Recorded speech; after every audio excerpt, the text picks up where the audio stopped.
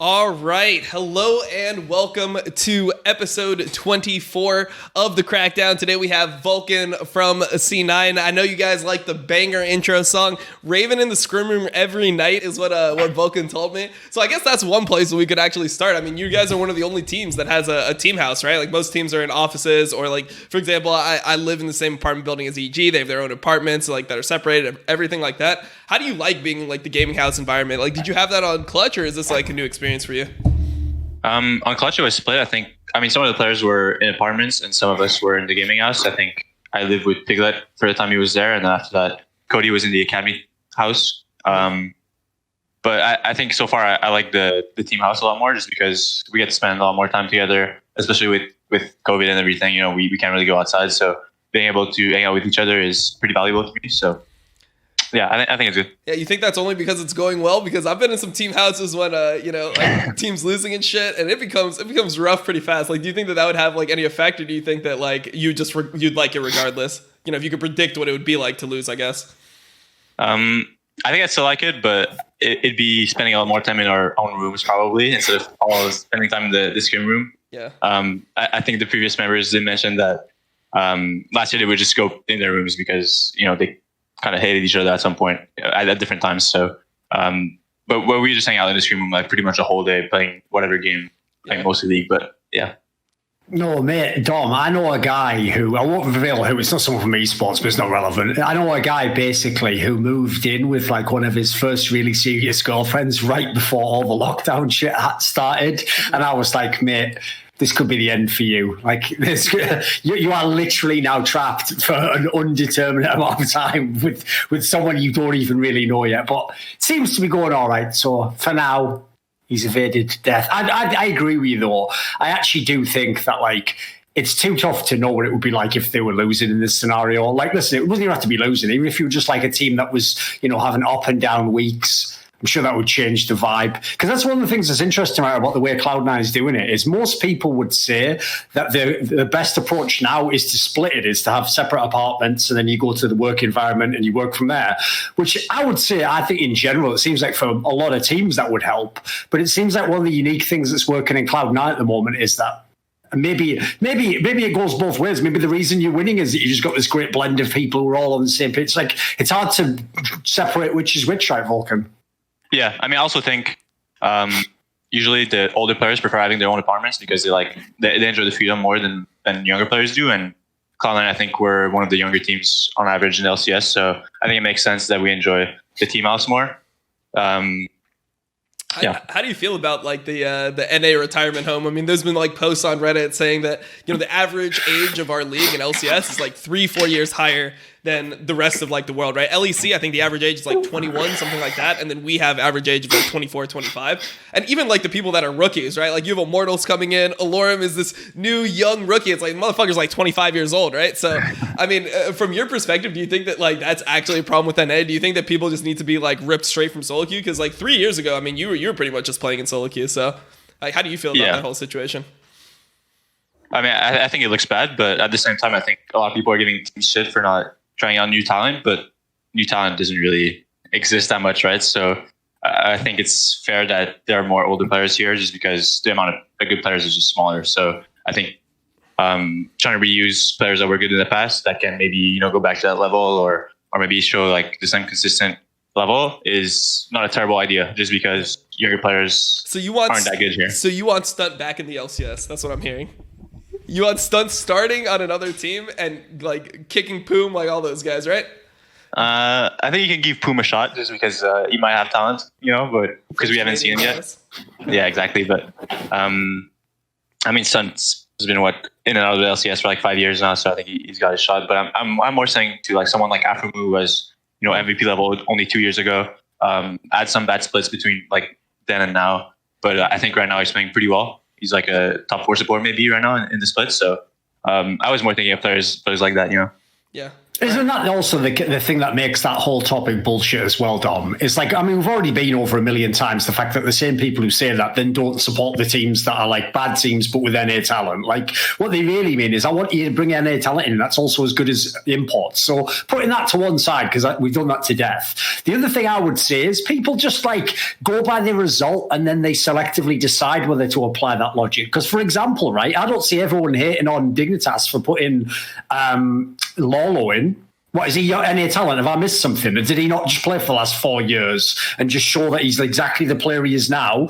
Not a terrible. He plays like the Golden Glover top lane. Like, he's just an okay player, you know. So, like, putting him in does nothing for NA talent. But people just selectively ignore that. Essentially, at this point, he's a recycled veteran. But I tell you what, it looks better than having Viper in there, who's supposed to be NA talent, but didn't really make it right. So I think people just selectively apply that anyway. They don't really have, like, a consistent standard that they go yes or no, because the whole point, if you want to tie it back into the original topic, is if you want to encourage teams to pick up the NA talent that hasn't had a chance yet, which is really what I think people mean, because they want to see like what happens in LEC, basically, where you bring in rookies and become top players. If you want to do that, basically you're going to have to say as well within that statement that we're going to put up with some splits where they do really badly. Because if we don't do that second part, they can't test this talent. Because the second the talent fails, we have to bring in the recycled guy. Because you know what? Talk all the shit you want on Golden Glue and Lolo, etc. They can play an okay LCS level game. Like, they at least have been on that stage. So if you make people gamble and you don't allow them to lose the gamble ever, they're just not going to gamble. Like, they're going to wait until it's a sure thing. And at that point in time, it's going to be too late. Yeah, I think for me, it's mainly just about like the team seeding. Like, I'm okay with people that are like contending for playoffs and stuff like that, like using more veterans, because I think that they like want like success now, or just like having some veterans as part of their rosters. That makes sense. To like be able to perform when it matters. But the teams I just don't understand, I'm happy to see like changes on, are like, you know, 100 Thieves, Immortals, etc. It's like, what's the point of having like these like imports and like having these like older players? Like, why are we having like Gate and Altec play like for the 50th fucking like season in a row? And then, Kiss, do you agree with my Lolo point then? Because to me, Dig's the worst team. They never win any games. So why put Lolo in? Like, what is that, to ensure that you get that last place? What are you talking about? Just gamble and go for some top laner and hope he's good. If he's not good, get another one. Like, you lose every game anyway. There's nothing to lose here, boys. Literally. Yeah, no, I'm 100% down with that logic. I mean, I guess for right now, they just still have like way too much hope in that org. They're still like, no, I mean, we were 7th place like last split. we might be able to fucking make it at this point. Look, Dardoch and Phoenix, they put them in. Phoenix, I don't know. I've never seen somebody run it down harder like in a game of TF than Phoenix. Like, that was like one of the craziest. Listen, Dom, I didn't want to bring it up because everyone's going to think it's just biased in favour of Froggen. But you know what? Froggen was having probably the worst split of his career. True. Tell you what, I'll take him back over Phoenix right now. Like, that's not worked. That's not even hating on Phoenix. He's just playing really badly. This isn't he used to be like when he was in LCS. He used to be a way better player. Mm-hmm. Yeah, his laning was way better. I mean, did you see the Phoenix TF ult in Vulcan last week directly into the Olaf? No, I didn't. No, I missed that. That is a banger. We got to get you on that before you leave. I'll check it out. Yeah, you need to see that. I mean, I guess. I wanted to say to Thorne's point earlier about taking a gamble on rookies. Clutch last year, I think, took a pretty big gamble on me just because I hadn't played like a lot of the LCS game, and the 2 games I had played, I kind of choked in 2018, and they were willing to like keep me in for the whole split. After the split, they kept me in, even though like we finished 9th, right? So I think some teams are kind of taking gamble, like you guys are saying, especially. I think Team Liquid recently are playing tactical, like the only rookie in a team of veterans. I think that's a pretty good model for NA, just because we don't have a lot of good rookies, and being able to, I guess, nurture talent in LCS along with older players or more experienced players is a pretty good way to make them work. Because I think NA will never see a team like Mad Lions again. You know, Cloud9 was the last team like 7 years ago to do something like that. So I think what Clutch did in 2019 and what TL did last split, or I guess this split, is probably the best way. You don't have any hope for 100 Thieves next? You know, Kenvi, Tenacity, Copy, they just throw the whole team in LCS, they just pop off? No hope? No. Okay, all right. I mean, the chalk with that team is like 100 Thieves, you can't even get a good team now. Like, maybe don't just try and get one for the future, you know, maybe just pick up players that are good now. Like, you have yet to show that you have any ability to scout talent. Like, as far as I can tell, they recruit talent from the past, because they just get people who were good 3 years ago and then they're bad now. Then they go, what we need to do? Get players who are good now? No, get the players who are going to be good in 5 years. Like, brilliant strategy. Anything, notice by the way, a tactic like that is also mad cynical because you know what? You pay very little to do a team like that. It's a great PR exercise, it doesn't cost you very much, and you're not obliged, just like TSM's academy team, to ever use any of these players. Like, you just get to, what you do basically is you take a gamble that years later, and believe me, these orgs are stupid enough, they'll do this. Years later, when one of those players, let's say one of them makes it and becomes like the licorice of what, when he used to be on like United. We scouted him. It was me. There you go. They'll do that, right? And they'll go, it was us. We scouted him. It's like, but he doesn't play for 100 Thieves. So, no, but things didn't go. It's like, well, you're an idiot then, aren't you? What are you saying that for, you moron? Like, it's like everyone loves to do that. They never bother claiming, by the way, also that they gave a try to the guy who never made it. You never hear that story, do you? So, like, I think that whole thing's just like so overblown. It's like, well, we're going to find players. Like, how old are the next players? Like 15 years old or something ridiculous. 17. Yeah. Oh, they are like right on the brink at least then. Yeah. But even so, like, I doubt you ever see any of those players play for another team. Maybe if they're really bad and they need to sub someone in, maybe they give one a try. So come on, bro. I want to see. I want to see Kenvi actually like get some time. I think he's. This is the jungler, right? Yeah, the jungler Kenvi. I think that he actually has like some talent, and obviously 100 Thieves has a bad jungle situation right now. They're doing the whole recycled veteran things. I mean, Contract looked like okay in one game, bad in the other game, but essentially like he's not somebody who you're hyped to see. At least. Also, listen, I actually think GB generally does a decent job. Like, he's obviously not a guy who's like the most balls deep in esports, but he generally does a decent job with those videos. Right, that one that he made about those players, though, it's like, listen, we can just settle down with the hyperbole. When he's like, he's went back-to-back MSIs with an undefeated record, and like, what are you? Have you played in LCS yet? Why are you so ridiculous? Like, didn't he say something mad? Yeah, I think these are the players that are going to fucking win worlds right here. Yeah. Like when Kenvi is hoisting the trophy for NA, you remember this goddamn video. I'm like, all right. Like when he was talking about the top laner, he was saying mad shit like that. He in 2 years he'll be like minimum top 4 at like worlds or something. It's like, you don't even know his teammates. What are you talking about? Like, like Rookie couldn't get to like worlds for years. What are you talking about, dude? Like I got his point. Like he actually did a good job of highlighting him, but the hyperbole was laid on way too thick for that. Come on. Yeah, he made it a little bit hard to take seriously for me because I mean, you can't ever say a player from solo queue, and I don't think they're like faker level or anything, right? They're pretty good, but yeah. We'll have to see how they do in a competitive environment, right? So, saying something like that crazy, I think, kind of made it less or seem less seriously to me. Yeah, I mean, one thing we can jump back to. I mean, I gotta fucking ask you, right? Like, it's a cracked. I mean, I played with Piglet back in the day, like 4 years ago. His first split in NA ever, and he obviously was somebody who was like your first AD carry, like your first real AD carry in LCS. How was that experience for you? Like, did you feel like you learned a lot from him? Was his laning still strong? Like, did he have like some of the team issues that he had before? Like, how did you feel about that whole experience? I kind of had a love and hate relationship with Piglet. I love like I loved everything about his play. He's like, I think Zven might be right now like a bit better individually than Piglet was when I played with him. But like before Zven, he was the best player in general, the best AD carry I'd ever played with. Better than Cody. Really insane. Yeah, it was before though, wasn't it? I think. I think Cody's like a better. Like at not ending the game away, but he will not 1v9 as hard as Piglet can. And he's Cody's weaker in lane than Piglet is. So yeah, I mean, there's this whole like the play thing. Piglet was really, really good. He did like create issues in the team. In academy, he wasn't always trying very hard. There was this one night where before scrims, you could hear him like, he invited a buddy over and they were drinking, at like 3 a.m. before scrims and having a blast and being really loud. So there was this whole thing. And at times he would not sleep and play solo queue the whole day, the whole night, and try really hard and ask for like the teammates to do like he's doing and play as much solo queue. And he would try really, really hard. But I think he had trouble like staying at that motivation level, obviously, because he was like going way overboard with playing solo queue and he would not sleep very much. And then he would have these ups and downs. Yeah. And when he's down, he brings the whole team down, and he's very negative, and he refuses to review. And yeah, I definitely agree that he has doubts. Yeah. But for those situations specifically, I would just pass that one off real quick. For that situation specifically with the no sleep, did you actually feel that was a benefit? Because I remember like that was really, really, really difficult to deal with, like as a teammate, because if you're playing that much, you're going to be so tired for scrims. Like, how are you actually going to like perform in a scrim environment? And like, doesn't that take away from the ability of team practice?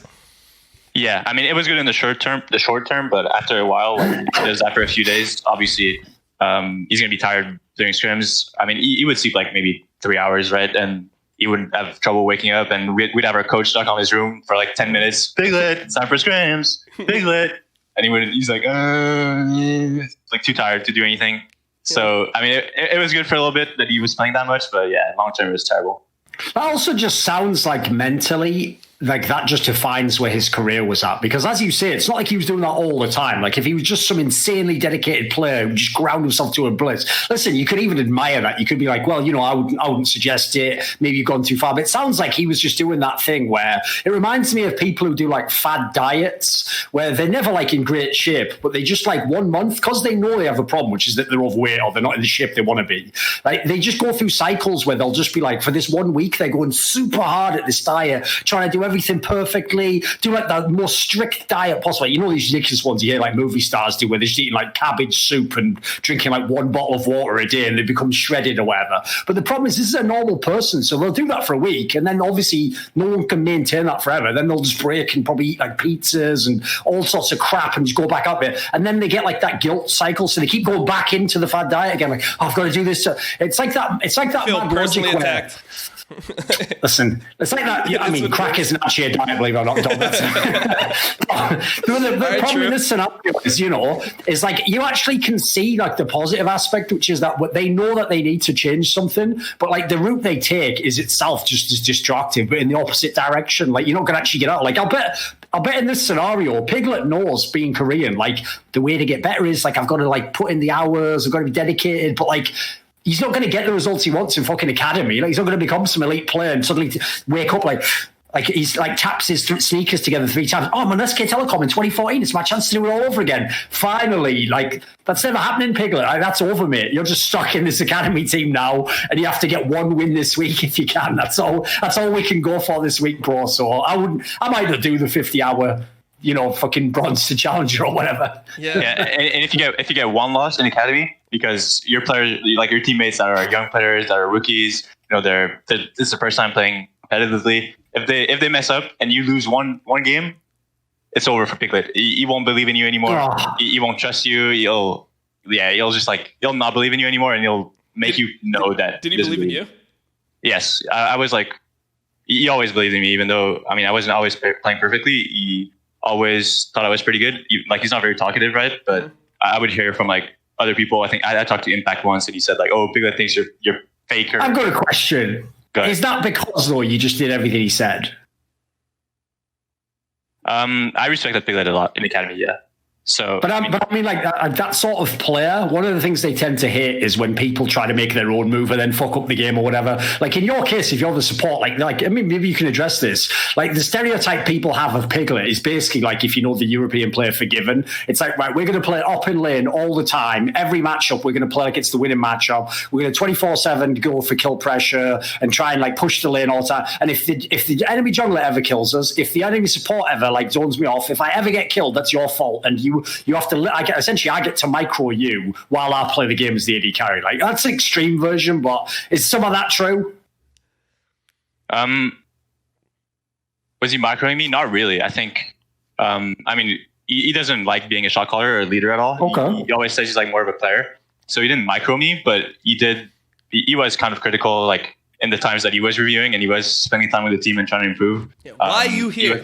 Why are you here? I remember you always saying that to such. He's like, why are you here? Like, stand up in lane. Like, exactly. It's like, bro, I'm trying to pull the lane right now. I can't really answer that. That's pretty deep, but you know, let's do that for afters. No, here's the thing though. I could imagine though, here's the other thing that a lot of people wouldn't understand is if you're a newer player, like, listen, I get why that would be really annoying. Like someone expecting you to be perfect and do all these things you've never even done at your level. But on the other hand, it's actually quite cool if you're a younger player to have someone who seems like they know what they're doing though. Like he seems to know what he's doing. He has a very set philosophy of the game. I know it works on some level. You can see he's good. I'm sure some of that has positives, right? Yeah, I mean, I had like, I was playing with Moon right at the time too. We had a little bit of LCS experience, and to me, Moon was like the perfect mentor compared to Piglet's erratic personality. And Moon was a lot more willing to like help the younger players out and and make sure like everyone, I guess emotions were taken accounted for. And he was a lot more helpful in general to the players. So I thought Moon was like a really great example of what Piglet should be and how much more he could have done, because Piglet's a much smarter player than Moon was. He had a little more experience. He's a just smarter player, better player, and he could have helped us be a lot better. But Moon was the one taking on that role. And he had like a year of LCS experience before playing Academy with us. And he was really, really helpful compared to Piglet's, I don't know, whatever. Yeah, we'll call it a year. We'll forget about the time he played on NRG, you know? Let's just remember the fly quest. Never happened. Yeah. Hey, before we jump off the topic, I got one great Piglet story that I'm sure you guys will appreciate. This is like right when we got Smoothie, and Smoothie joined our team, right? He wanted to like, you know, he didn't know if Smoothie would like trust him. So what he did in a scrim, and like Smoothie will confirm this story, I'm pretty sure Loco was there for it, he could confirm the story, is that he told Smoothie to like go for a play that he knew was terrible. Like he wanted Smoothie to kill himself in lane for him, like based on his word. He was like, go clear that ward. And Smoothie's like, I don't know, man, like I'm gonna die if I clear the ward. And then he's like, no, you clear that ward right now. Goes up, hits the ward, instantly gets like fucking ganked by the jungler, dies in like 1 second. And then in the review, like Piglet just like was talking in Korean to like Loka or something. It was like, yeah, I just needed to like know that this guy would trust me and like this guy was like gonna die for me. Like I need that type of shit from my laner. I need my support to actually like suicide on my command to know that he can like go into LCS with me and actually win. He really is the drill sergeant where it's not even hyperbole. He's like, right, run through that wall. And you're like, but just do it now. And if you do it, then that means you're in his good graces. Yeah, I respected that shit though. I was like, I've never seen anything like that in a game. I've never been like, no, you need to die for me. Like on my command. Issues on that level though. I can't say I haven't had him do that to me. So I don't think he cared as much as he did back when he was playing with Smoothie. He wasn't my drill sergeant. The joke is, you know, you probably played your first game. You just actually naturally inted. You thought it was a good play. You died. And Piglet's like, I like this guy. Keep him around. He knows what. I trust this man. What a ridiculous story that is. Like, why is he telling you to go for the play as well? I know. I mean, it was like, hey, it's a scrim. It doesn't matter. What will matter is if like we're in LCS and like there's a situation, like the way he explained it was like, if there's a situation where like he doesn't see what I see, I need him to be able to just like react to what I say. There's a logic to that, yeah. Rather than like second guess and like think for like, yeah, sure, he wants him to be thinking for himself, etc. But like he also needs him to like respect his word over like anything else, because like, you know, he's the one that wants to control the lane. And he had very like specific ways that he wanted to play like certain lanes. He's like, hey, if I'm playing like Caitlyn or something like this, I need you to path down and like meet me on this wave, like because I'm going to be like pushing into a turn, and this is like when I can get the most autos off. So there was like a logic behind it. I just thought it was like such a crazy way, because a crazy way to deal with it, because you could tell that in game Smoothie was like so confused. He's like, wait, why does like this guy just like not like me or something? Like why did he just want me to int? Like he just goes ints for the ward, and then Piglet's like, yeah, good job, man. Like, good job. You fucking killed it out there. It was just such a weird situation. But yeah, I mean, we can jump off the Piglet topic for now. I mean, obviously, Clutch Gaming started off, it was a catastrophe, right? Like, you guys were like at the bottom of the standings, etc.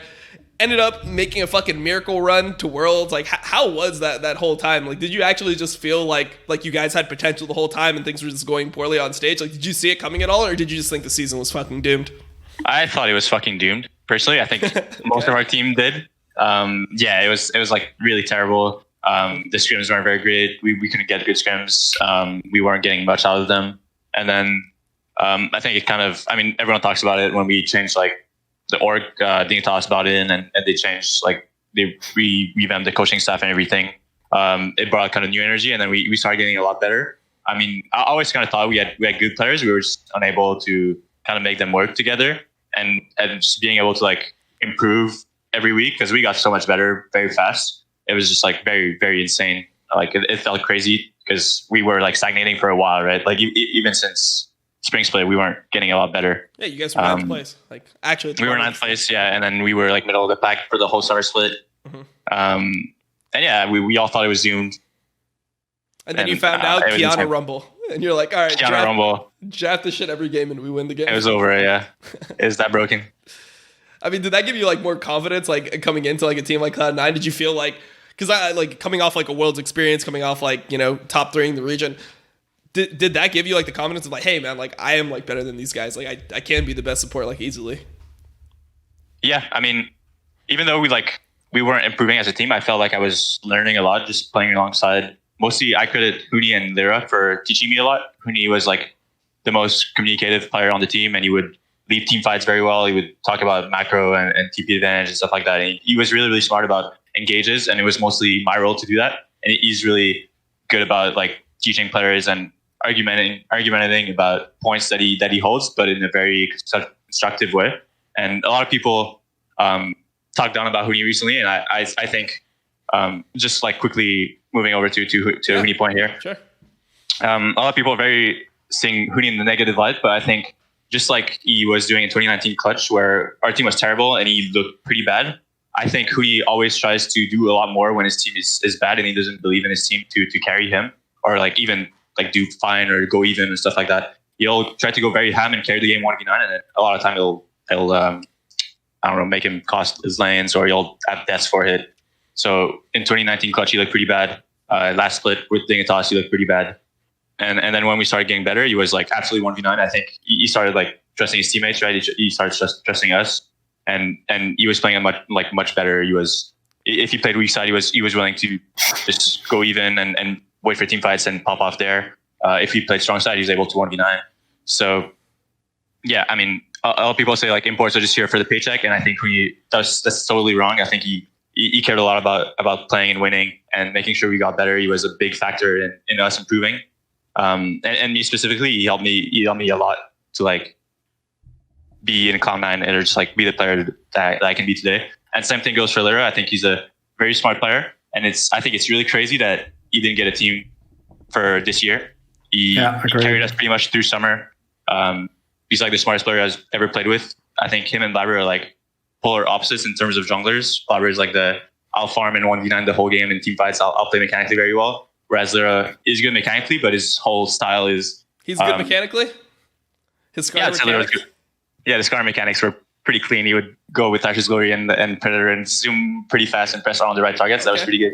Respect. And yeah, he's very smart. He would call something in game, and then he'd be like, I don't know why this is good, but we need to do this. And then he'd go review and be able to like explain it to us and kind of share with the team his point of view. And it helped me a lot in terms of reading the map better and map awareness and everything like that. And yeah, I think it's insane he didn't get a team, because I think he should be on a team like TSM if you think of the issues they've had. Like, sounds like exactly the sort of jungler they need. Yeah, I think he fit pretty well in, because yeah, I mean, like you said, I think TSM mid game is terrible. I think it's been for like 2 years now, and they don't play the game the right way. And I think at Clutch, that's where we got a lot better, is in our mid game, our macros, like the way we play with mid prio. Yes. And making sure we get like the right situations for fights. That was like our thing, right? We would go at Rift and fight very early. We would lane swap, accelerate the game, 10-minute Rift swap, and make sure we can get our fights, because we weren't very good at laning. So we found a way to avoid that. And yeah, TSM's macro is pretty bad. I think Lyra is like a very, very smart jungler, and he fit right in and make sure that they can play the right way. Don't you find that funny that everyone basically made it sound like you guys were the equivalent of like a one-trick solo queue player when you came up with that Herald swap? Like, all they do is do this. So what you're telling me is an NA team has successfully defined a playing style that works for them, even champion picks based around their players. Like, that's the way you made them want to have mad impact on the map. And that's how he wasn't just going to win mid every fucking time and destroy all these but you found all these approach, and people made it sound like a negative. It's like, that's the problem with nearly all these teams who aren't Cloud9, is that you talk about teams like TSM, it's like, where's the strengths? People just start listing players. Like, that's the strengths should be the playing style, like what they understand about like how to attack the opponent, how they draft around themselves. Like, these are all the problems that these top teams still haven't got checked off on the checklist. So I actually think being able to define your playing style is probably the area where like China and Europe are the best. Like, the top teams in those regions, some of them have one playing style, but it fucking works. The point is, to have this playing style involves knowing what you're weak at and staying away from it, and knowing what you're strong at and playing into it. Too many teams in NARC have like good players, but then they act like the goal is to skip that stage and be able to play everything at every style. It's like, dude, you guys can't even play one style. Like, what is this shit? Yeah, and that's exactly the reason why you'll never see a player like Lyra on TSM. The same reason they didn't get Xmithy on TSM. They always say that like they want these junglers with this massive fucking upside. They want these like young, hungry, like rookie talents like Mike Young, Spica. I mean, obviously, like before Greg had gotten his real shot in LCS, like he was like a young player that they wanted. They always want these players that have like this huge mechanical upside, because they view this like they have this overall view of like, hey, our goal is to like win worlds. Like that's like what they fucking write on the walls and shit. Like, yes, we need to win worlds. That's what we're here for, guys. Like we want all of us to believe in this shit. And it's like, guys, you haven't even been to like fucking worlds out of NA in the last like 3 years. Can we just like take baby steps? Like, hey, maybe like winning an NA title again could be a good thing. But it just seems like those types of players that like have that, like another player would be Meteos, so people have referenced before. Like obviously season 9, he had a pretty good split. Obviously looking at this season, you know that like, yeah, that shit wouldn't have worked out. But in general, those players are just not the play style for TSM. Like you'll never see a player like that on TSM. They just need to have like these young like players that can be potentially the best in the world someday. I mean, that's at least my perception of it. I have a question for you, Vulcan, along those lines. Right? I always say that in League, especially as a game, right, because like what makes it different from the other games I've covered, like StarCraft or fucking CS or whatever, is that in some of those games, if you're just a beast player, like it shows in every game, mate, even if you lose the game, you can still see like, oh, that guy was sick, you know. Whereas the problem in League is because the further ahead you get of the opponent, like the better your levels and your abilities are in the game because the items, like you will just look stronger in games you win in and you look worse in the games you lose. So it makes it a lot harder for the eye test to see how good a player actually is. So as a result, to me, I always think, right, it's really suspicious how when people are on bad teams, they never get this hype. But then, like, you're the best example. Because when I heard everyone in the off-season, if people don't know, you were one of the main players along with Xmithy. It was basically the junglers and the supports, where the NA talents were what was defining the entire off-season. So it was the equivalent of everyone having, like, a big board, like you might have in a draft scenario if you're in, like, NFL or something. And then your logic's like, right, well, if this guy drops here, then we get this guy instead. And go. So everyone's logic was right, if we get Vulcan, then we get this player instead at jungle and this player here. But then the other team was like, but if we get Xmithy, then we get this player. And everyone's basically like off-season was held up until these players went, and you were one of them, right? And everyone had already heard in the off-season this insane buyout that you had and stuff. And I'll tell you right now, there were a lot of orgs that even though they were like, oh, yeah, he's like good for an NA player, I heard no experts told me like, oh, this guy's sick, like, you're going to be so good. Like, so that tells me that the eye test is almost non-existent in League. Like, you were playing all this time in Clutch. No one was saying like, he's like held down by Clutch and he would be so much better on a better team. Like, do you think you were underrated? Yeah. I mean, I think a little bit, but not really. I think it's hard to value support when the team is losing, right? Because, I mean, they'll look a lot better. Like Zayzal looked insane in last year, and sometimes like regular season he looked very, very good. Yeah, like insane KDAs, a lot of assists and stuff like that. And I think if you put him in Clutch, he'd struggle a lot. So like in that year, right? So it's very hard to value supports, especially because they shine so much more if their team is doing well. And if I was underrated, I think so, yeah. But I think my value like in the offseason went up because I played pretty well in the world stage. People saw that like I could perform. People know that I play a lot of solo queue. I'm a younger player. I've only been playing for 1 year, and I kind of have this uptrend. So I think that's where the value comes from, if I had to guess. Is it true TSM asked you to join? When? In the off season, I think. Didn't they say it was? Didn't they imply it was like a year ago or something like that? When was it they implied in that comment? I might have gotten a DM from TSM from 2018 to 2019.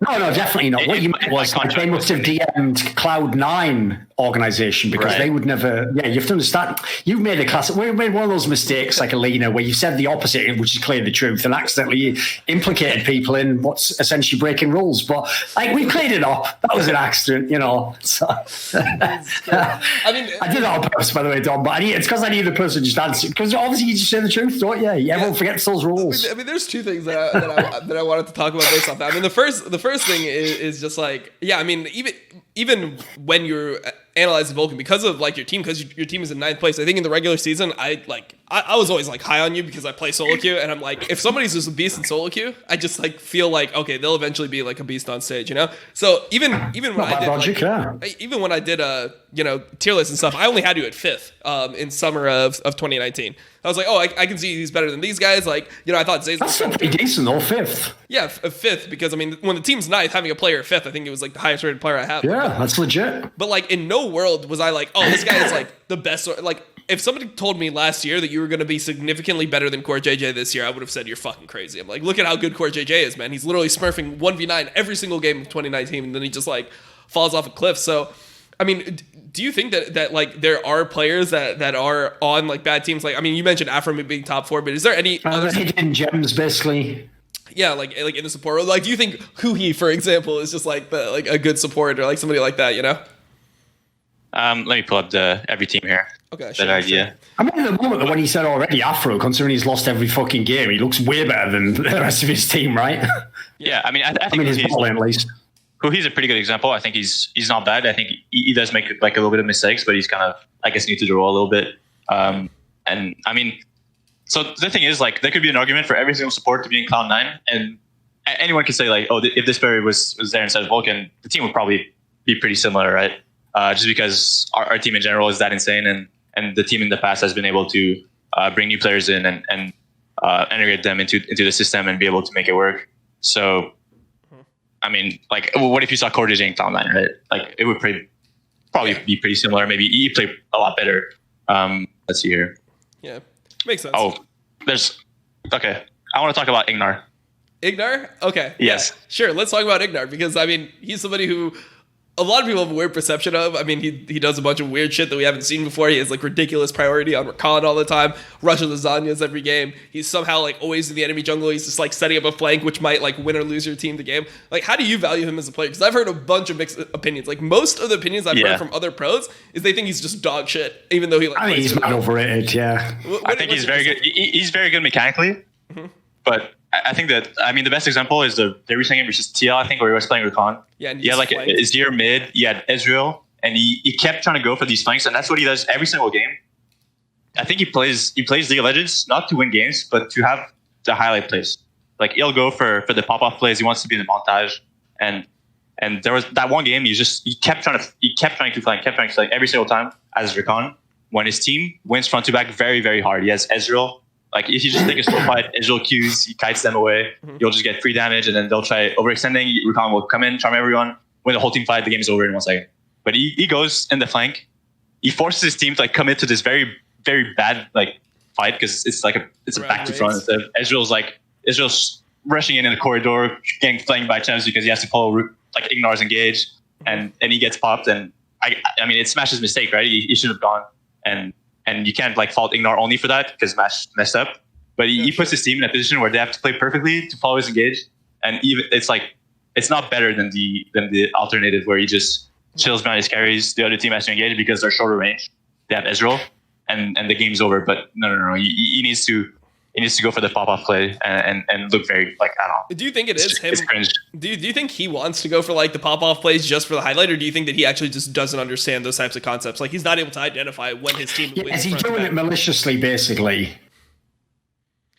I hope not. I mean, I don't know, but I really hope he thinks it's better, right? Because I mean, I can't think of. I really hope a competitor doesn't do that, right? I'm mostly joking, but I know what you mean. Sees it wrong, yeah. The problem with that is this, Dom, is if he'd been like only a solo queue phenomenon and now he's played all these splits in LEC and LC, maybe I could believe it, but he was on Korean teams, mate. There's no way the coaching staff in Korea is just sitting back. Remember, he even had like Trick from Europe was his jungler at one point when they were in Korea. Like, there's no way they've never had these discussions and just done like a macro thing going, that's not the correct play. So I have to say, I actually kind of think that like, I would say it's a mixture of the two. Like, I think he thinks these are the right players because I think he's probably stubborn. If you just look at his career over his entire choices he's made in every region now. And then I also think that, like Vulcan says, like, it's just that's his priority is going for the play as opposed to like winning the game. And that's not necessarily like that's not always totally away from each other. Sometimes going for the play wins you the game, but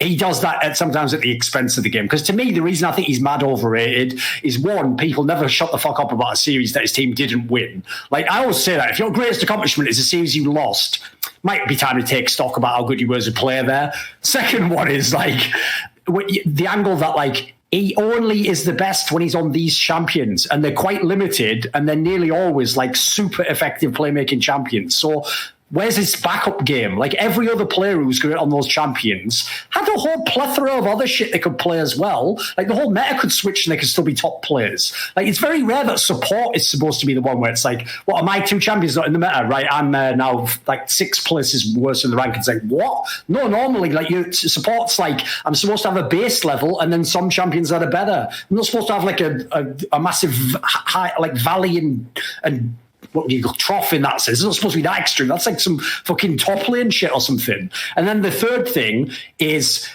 when he goes for these plays, if they work, like the SKT, it's going to look awesome. So people just delete all the misses you have from my mind. If you know, but you know basketball, Dom, so I'll tell you the analogy for who Ignar is. He's basically J.R. Smith. And if people don't know this player, right, people unfortunately are only going to remember that stupid mistake he made in the finals. So he's trolling. Okay, nice. But the thing is, J.R. Smith thought that was the correct way to play. What people don't know is J.R. Smith's what you call an irrational confidence guy, right? He's a guy who always thought he was way better than he actually is. And famously, he's the guy where, like, say you're in a game where you're leading by like a small amount, he'll just come down and with like 1 second off the shot clock, just jack up like a 3 from 5 feet beyond the arc. Yeah. And then if he makes it, everyone has to just go, that's JR. And if he misses, you just go like, I hope he makes the next one. And you just have to just live with it. Because the problem with players like that is you have to make the whole team around them, not the other way around. They'll never adapt to you and your style because they just play the way they play. So basically, it's not the best style and it's quite a risky style, but you have to play that way if you want to play. So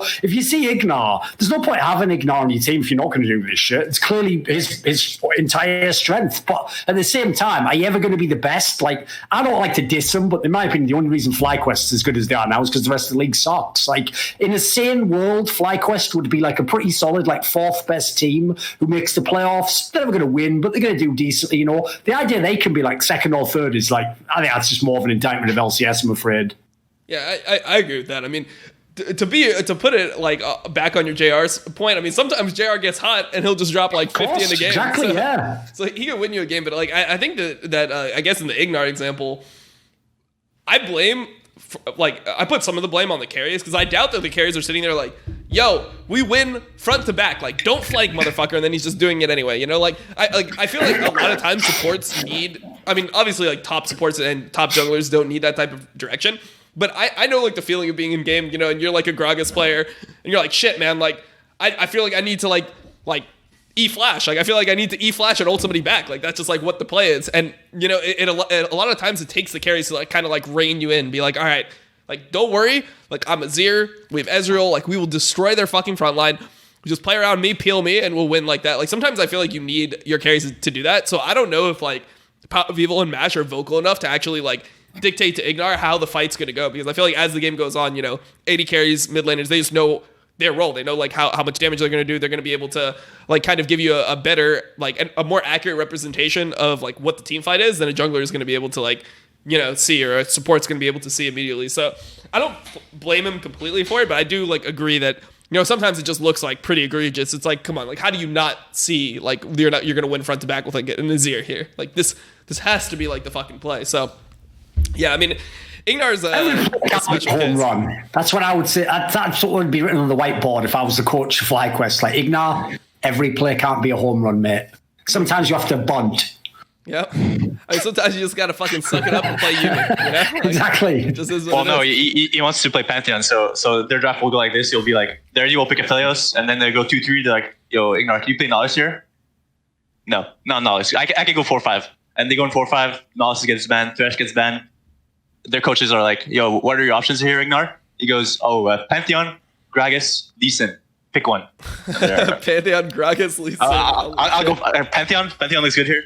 And then the Ignar plays Pantheon and runs it down, and he's useless. Every single player like that, the one thing I've noticed is that what it really is they just overvalue like the counter picks to the champions that they're being told to play. They're like, no, we can't play Nautilus because like what happens if they go like, I don't know what the fuck the counter picks to like Nautilus are, but it's like, oh, what happens if they go like Leona, you know, like shit, like they're gonna like have like a better lane or something like that. You know, it's like the same types of players that don't want to blind pick Wukong top because they're like, shit, dude, if they pick Mordekaiser, then we're just fucked. Like I can't play the lane. That's normally been my experiences with like players like that. Is they just are so deathly afraid of these counters and they overvalue how much of a counter it really is. It's like, there's a reason why people fucking blind Nautilus. It's like, sure, you can like counterpick Nautilus, but how much can you actually counterpick it? Like, does it actually matter if you have a good lane into Nautilus? Nautilus is still gonna fucking ulti a carry and be tanky as shit with like a I feel like don't we also need like gradations on what counters are? Because people just say the word counter, and so like a hard counter is now the same as like this is just a slightly favorable matchup against this champion. Like we need a better term, guys. This is too like it's too much of a catch-all because you can't just be like, we had the counter matchup, and then you look into it, it's like, don't they just go even in CS almost for like 10 minutes? Like that's not a fucking hard counter, is it? Like we've got to get a better term.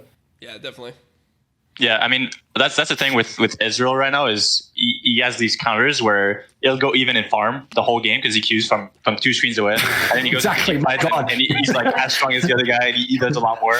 So like these counters, I mean, for the novice point, I think the counters aren't so much in lane. It's like playing versus certain champions, like in team comp, sometimes feels like hell if you play against like Trundle or Olaf. You can't proc Aftershock, or you'll get ulted when you proc it against Trundle, and you'll get one shot. And maybe you play versus like Ezreal, for example, and you can't ever get on their carries, and you're just like this useless tank that can't engage, and you can't peel, and these games feel terrible. So I don't understand why they don't want to pick it. You don't want to play Nautilus anymore. I understand. Yeah. Thank you. That's all I want to say. All right, so one thing we kind of glossed over. I mean, we talked about it previously, like a little bit, but it was like your buyout, right? Like you had this insane buyout when you joined Cloud9. I definitely wanted to hit on this.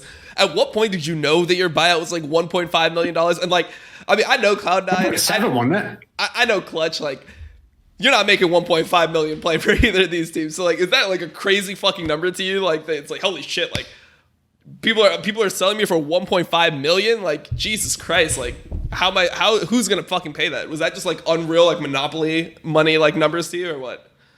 Yeah, I mean, obviously it was. I didn't really understand why it was that high. I thought for sure. I mean, I could see why Dignitas offered something like that because they wanted to keep me really bad. I mean, they voiced a lot of times that they thought I was like their key player along with Tuni. They wanted to keep for sure for 2020.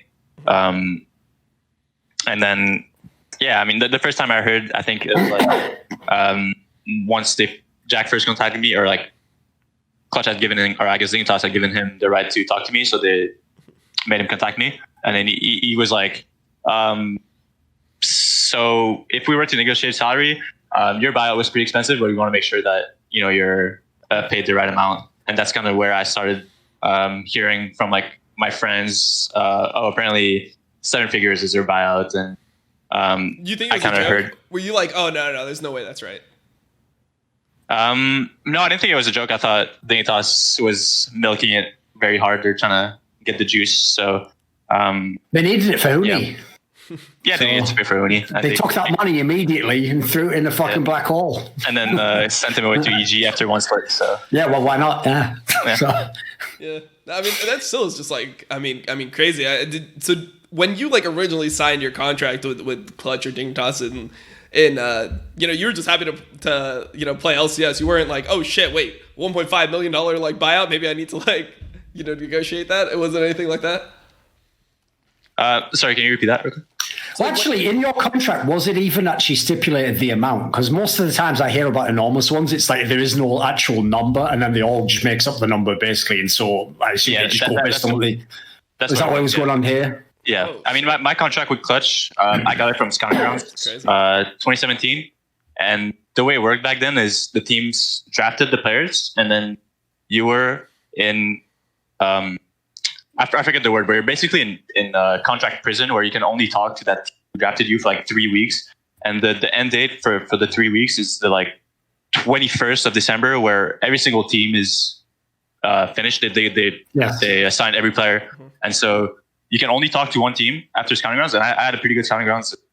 I'm sure like different teams had interest in me, but I couldn't talk to anyone other than Clutch. And if I wanted to wait and not sign, every team would be finished, and then Clutch would probably be like, well, peace, you didn't want to sign early, so you're gone. And I wasn't able to like value my options or negotiate at all. So I was kind of contract prison. Clutch is like, here's your deal. You can wait if you want, but we'll sign any other pistol that we can find if you don't, because you can't go anywhere else because it's the 22nd of December and every team is finished. That seems like a bit of a flaw in the system. Yeah, they got rid of it. Fuck you. They got rid of it. It was the only time where after Scouting Grounds, you were like only able to talk with one team. Mm-hmm. Yeah, makes sense. You know, I actually made fun of Scouting Grounds as a concept when it started, but to be fair, the fact that you and Blabberfish were both on the same team in Scouting Grounds, that's actually not bad. Like, that's pretty legit, some of the talent that came out of there. Yeah, and it was every team that coached us, so, you know, he scouted us. It was him. Wait, he doesn't get any points for that. Yeah, I mean, we've seen the teams he built, so. Yeah, that's pure luck. Right? Wait, did you guys actually win that Scouting Grounds? Yeah, we did. We ended up, I think we only lost one series, and then we won like every other game. Damn. All right. Well, that's definitely respectable. So when you joined Cloud9, like after this buyout, when did you know that your team was just going to be like this insane? Like, what was there a point where you were like boot camping with Zven in Korea and you guys were both like 1400 LP or whatever the fuck it was? Where you guys were like, no, like we're just going to be the best team. Was that a thing that happened? I thought TL would be pretty insane. So I thought we could be like top 2 and we had like a chance or a shot at winning the whole thing. In the Korean bootcamp, we were doing okay versus okay teams. We didn't scrim top teams very much. So like the teams that we did play, like middle of the pack teams, we had like 3-2 or 2-3 versus them. We didn't look that insane in the beginning. I think it was like a few weeks in where we were like 8-0 started to like kind of sink in. TL was doing terrible, and we thought it was like the only competition we had for the year. So I think it's at that moment I kind of knew like we were insane and we would win for sure. What did you actually think of Zven when you first started playing with him then? Because obviously his rep was at like rock bottom at the time in theory. Yeah. I mean, he always was like a really hard grinder, right? So I respect that a lot. And players, he always plays a lot, even though he didn't have a hot 2 years with TSM. I talked about it previously where I think TSM plays the game the wrong way and they don't play around their AD carry very well. I think that might change with Dolith going to the team, and he's a much more, I guess, vocal player. He wants resources more, stuff like that. But I kind of knew Zven wasn't really set up to succeed in TSM. The team didn't play around him. They played macro. Like they would always play around Bjergsen no matter what. So if Bjergsen goes top, support jungle, sprint top, and they leave Zven alone in mid, and they're like, well, I hope you can get priority, and I hope you don't get dove, or I hope you don't get caught while trying to push the mid wave.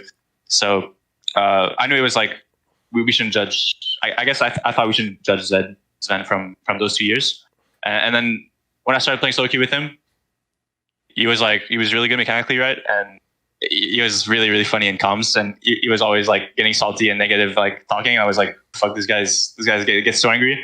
And I was just playing and trying to be a normal human being. And then I was like, fuck it, I'll just join in on the fun and start like Malding a little bit like he does. And but yeah, I mean, we got really high LP in Korea. We started getting a lot better. So yeah, I mean, I thought he was pretty good just from the Korean bootcamp. In the like when he was your competitor, were you able to like see those things? Like, hey, this guy's like not being played around. Like, did you think he was like as good as you think he is now, or you know, were you kind of on the fence about if he was the right pickup? I'd say I wouldn't say I was on the fence, actually. I thought he would be good for sure. I didn't know he would be like this insane and have like this good of a string split, right? Mm-hmm. But I thought he was a pretty good player just from solo queue. We do it a little bit throughout 2019. And he was a top player before. I really just thought TSM was a terrible environment for him specifically. I mean, I guess that's fair enough. It seems like every player that we have on here is just like, yeah, you know, like TSM is just not set up to succeed. And so now I just like wonder if there's anything that could actually happen where TSM, you know, like brings it back and they have the winning culture. Because I mean, this is not what the narrative of the team used to be, right? Like they used to be the team that would win all the time. They had the most championships out of any team by far at a point. So like, it's so crazy. Just if you've been here for like the entirety of, you know, LSS's tenure, to just hear like the narrative of TSM now, which is like, yeah, you know, TSM is where like talent goes to die. Like that is pretty much what I hear. So thing is as well though, like on one hand, I don't even want to point anything out because like I always say, when it's a team you don't like, technically you want them to just keep the same players and just fucking lose forever. Like it's like that old Napoleon quote or whatever, like, you know, never interrupt your enemy when he's making mistakes. So on some level, I hope they keep the same culture as it is and just never accomplish anything. But the reason why, aside from the fact in content that you have to just give your real opinion, the real problem is it's not actually that satisfying when TSM lose. Like, I mean, they're not really losing now, they're like second in the league, but like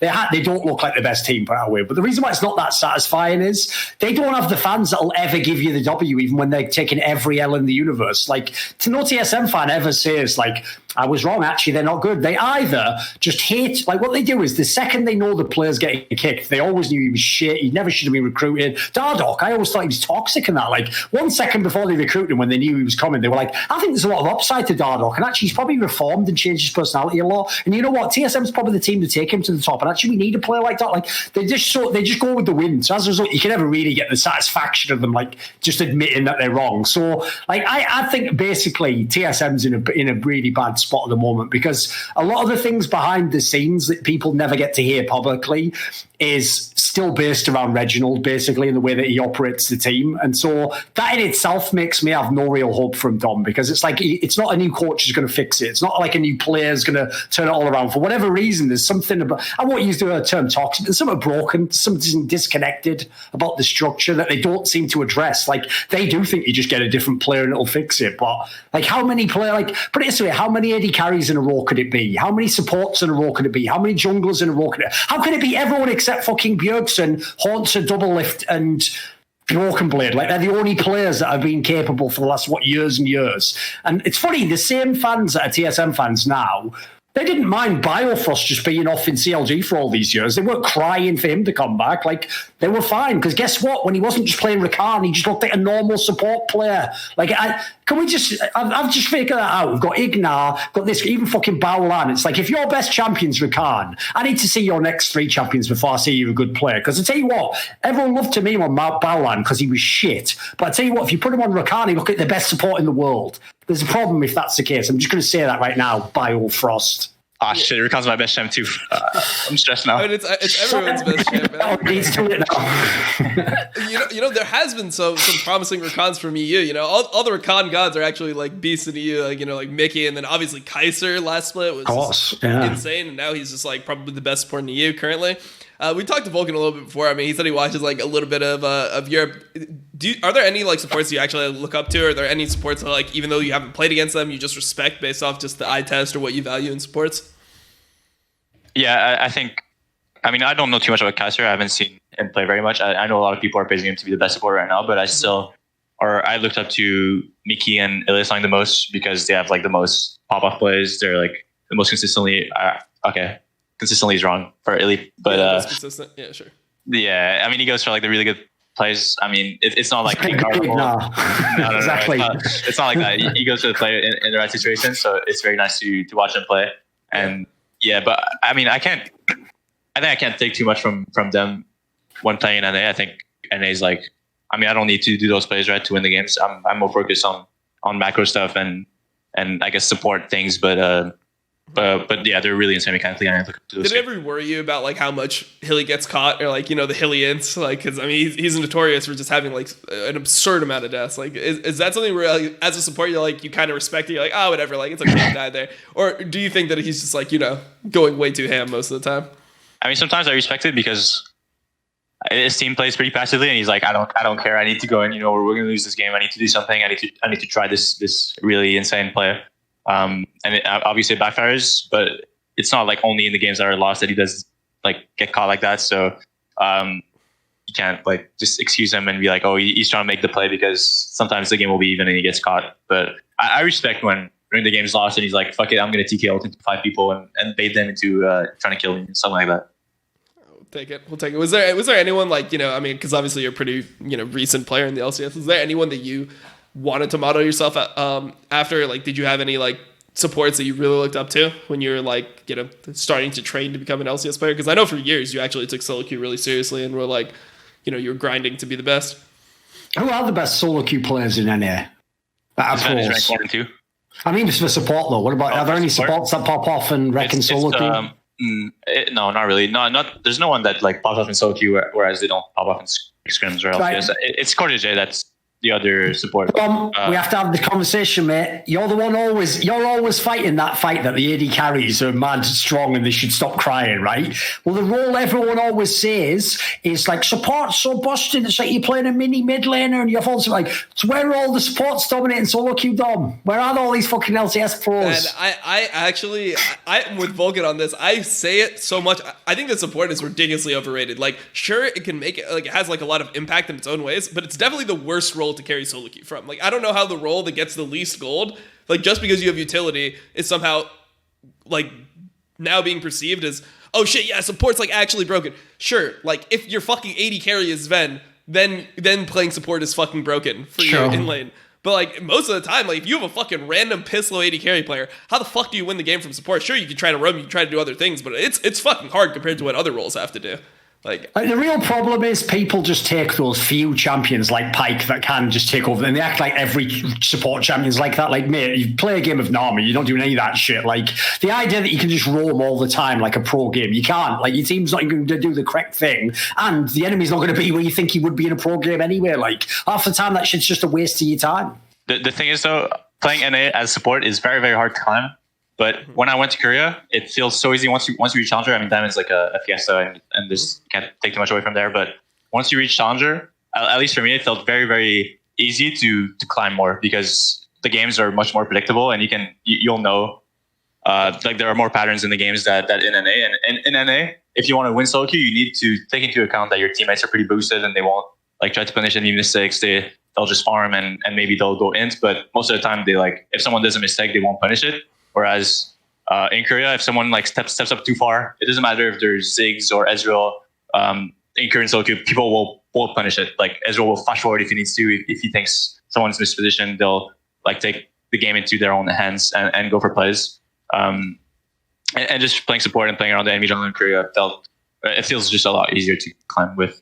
Yeah, no, I mean jungle actually feels the same way in solo queue right now for me. It's like I just remember like when you're playing like Grandmaster, it's just hell, and then you hit Challenger and it's just like this huge weight is off your shoulders. It's like, wait, if I gank your lane, you actually like do something with the lead? Holy shit. It honestly feels like when you play like jungle or support in like like Grandmaster, Diamond, whatever, no matter what you do to affect the lane, the better player will always win.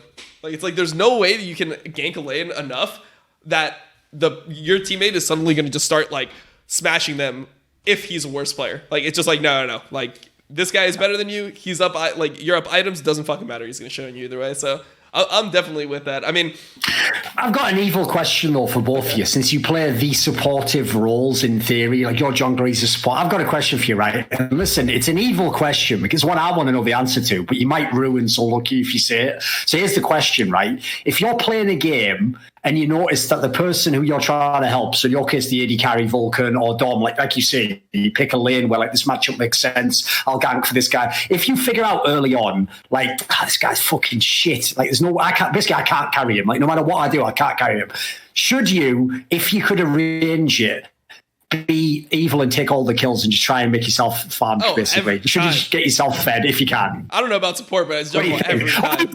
Supposed to say no, you're supposed to trust them and let them carry you, but like you kind of should, because I do it all the time anyway. I think that's what Ignor does. He doesn't take the kills, but he'll leave his AD carry there because I guess from the way he plays, he doesn't really think his AD carries are good because he roams that much and lets them to farm 1v2. So to your point, I think he plays like that. He'll like, oh, this guy's who's this smash? No, not good enough. I'm going mid.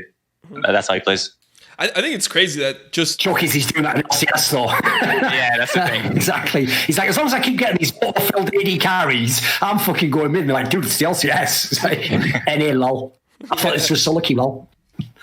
That's, I mean, I don't know. To be fair, like I do think that is like the most effective way to carry from support role right now in solo queue. Like when you look at all of the supports that are not pro players that have grinded to the top, like Helicopter was over 1,000 LP recently. That VX Andrel guy was, at the top of solo queue. Fatter Doink or whatever he was. Both Alistar players both leave their lane in 3 minutes and never return. It seems like those are the players that climb, not like the people that try to play like really consistently in lane. You don't see like fucking low pally at the top of solo queue or like somebody like that, who's like trying to play perfect, so to speak. I don't know. This is why I asked that earlier question. Like, that's the reason I think people think that support is the most busted role, is because the logic what you're doing here basically is like, well, if I stay in lane, this guy never has kill pressure, never goes for a kill, probably just die. If anything, when I leave, he has to play slightly safer because he's on his fucking own 1v2. And now I can affect 2 lanes on the map. So I couldn't affect mine when I was in it. So why not just affect the other 2? And so people think because if that ever happens against you and they're just winning on the rest of the map, it feels like 2 junglers are on the map. It's like fucking Dota or something. I mean, playing versus those players, helicopter like style of players, it's so frustrating as a support because they'll just roam. You'll see him somewhere, and your mid laner will have to like flex his fingers and go for the outplay, and then they'll die to the last round. He's like, oh, support diff, and they're already here. You can't farm one single minion if they just play slow and farm. The game is over. But no, they have to fight, and then they're like, what the fuck is my support diff? This guy's everywhere. If you just don't die, like the game's over. Do people actually type that to you, like knowing that you're like clearly the best support at NA anymore? Like when you're on your account, do you ever have like any of these solo queue like randoms type that shit to you? Oh yeah. Oh, come on, you know he does. Come on. I think it was last night or 2 nights ago. Smoothie died 2v2 in lane as Pike. He got the home guards and then ran mid, killed Bjergsen on like a 3-way stack. And Rich was like, this guy just carried the whole game alone. Wait, Bjergsen and I was said like, that? yeah, he said that after pinging the Pike like 6 times. He was like, this guy just 1v9. And I think now we know why TSM's to where they are.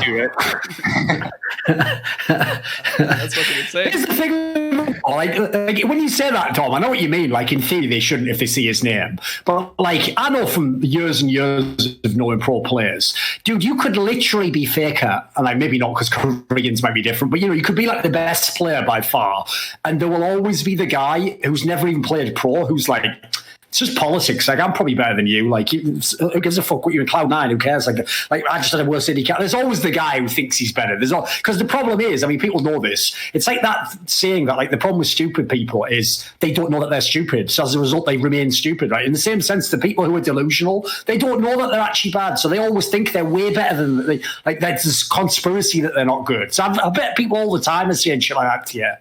I bet even your own AD carry sometimes says that to you, Vulcan. if he loses the game, like fucking support difference. Like, I'm way better than you. What? Yeah, I mean it happens. Also, I mean I was that player where I thought I was better than like not like that level where I thought I was better than LCS players, but when I was just playing solo queue, I thought I was better than every like challenger level or challenger series supports. No, I wasn't that crazy where I thought I was better than like the LCS supports. Right. Okay.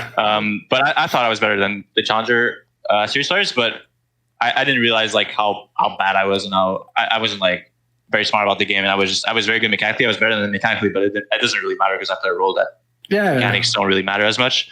And I was that guy. I was like, I'm way better than these guys. Where the fuck is where's my contract? You know. Yep. I've got a question for you. Who's a good player who doesn't have very good mechanics at support, but you think he's actually just really good? Because as you say, like obviously it's a role that in theory you don't have to have beast mechanics to be sick at.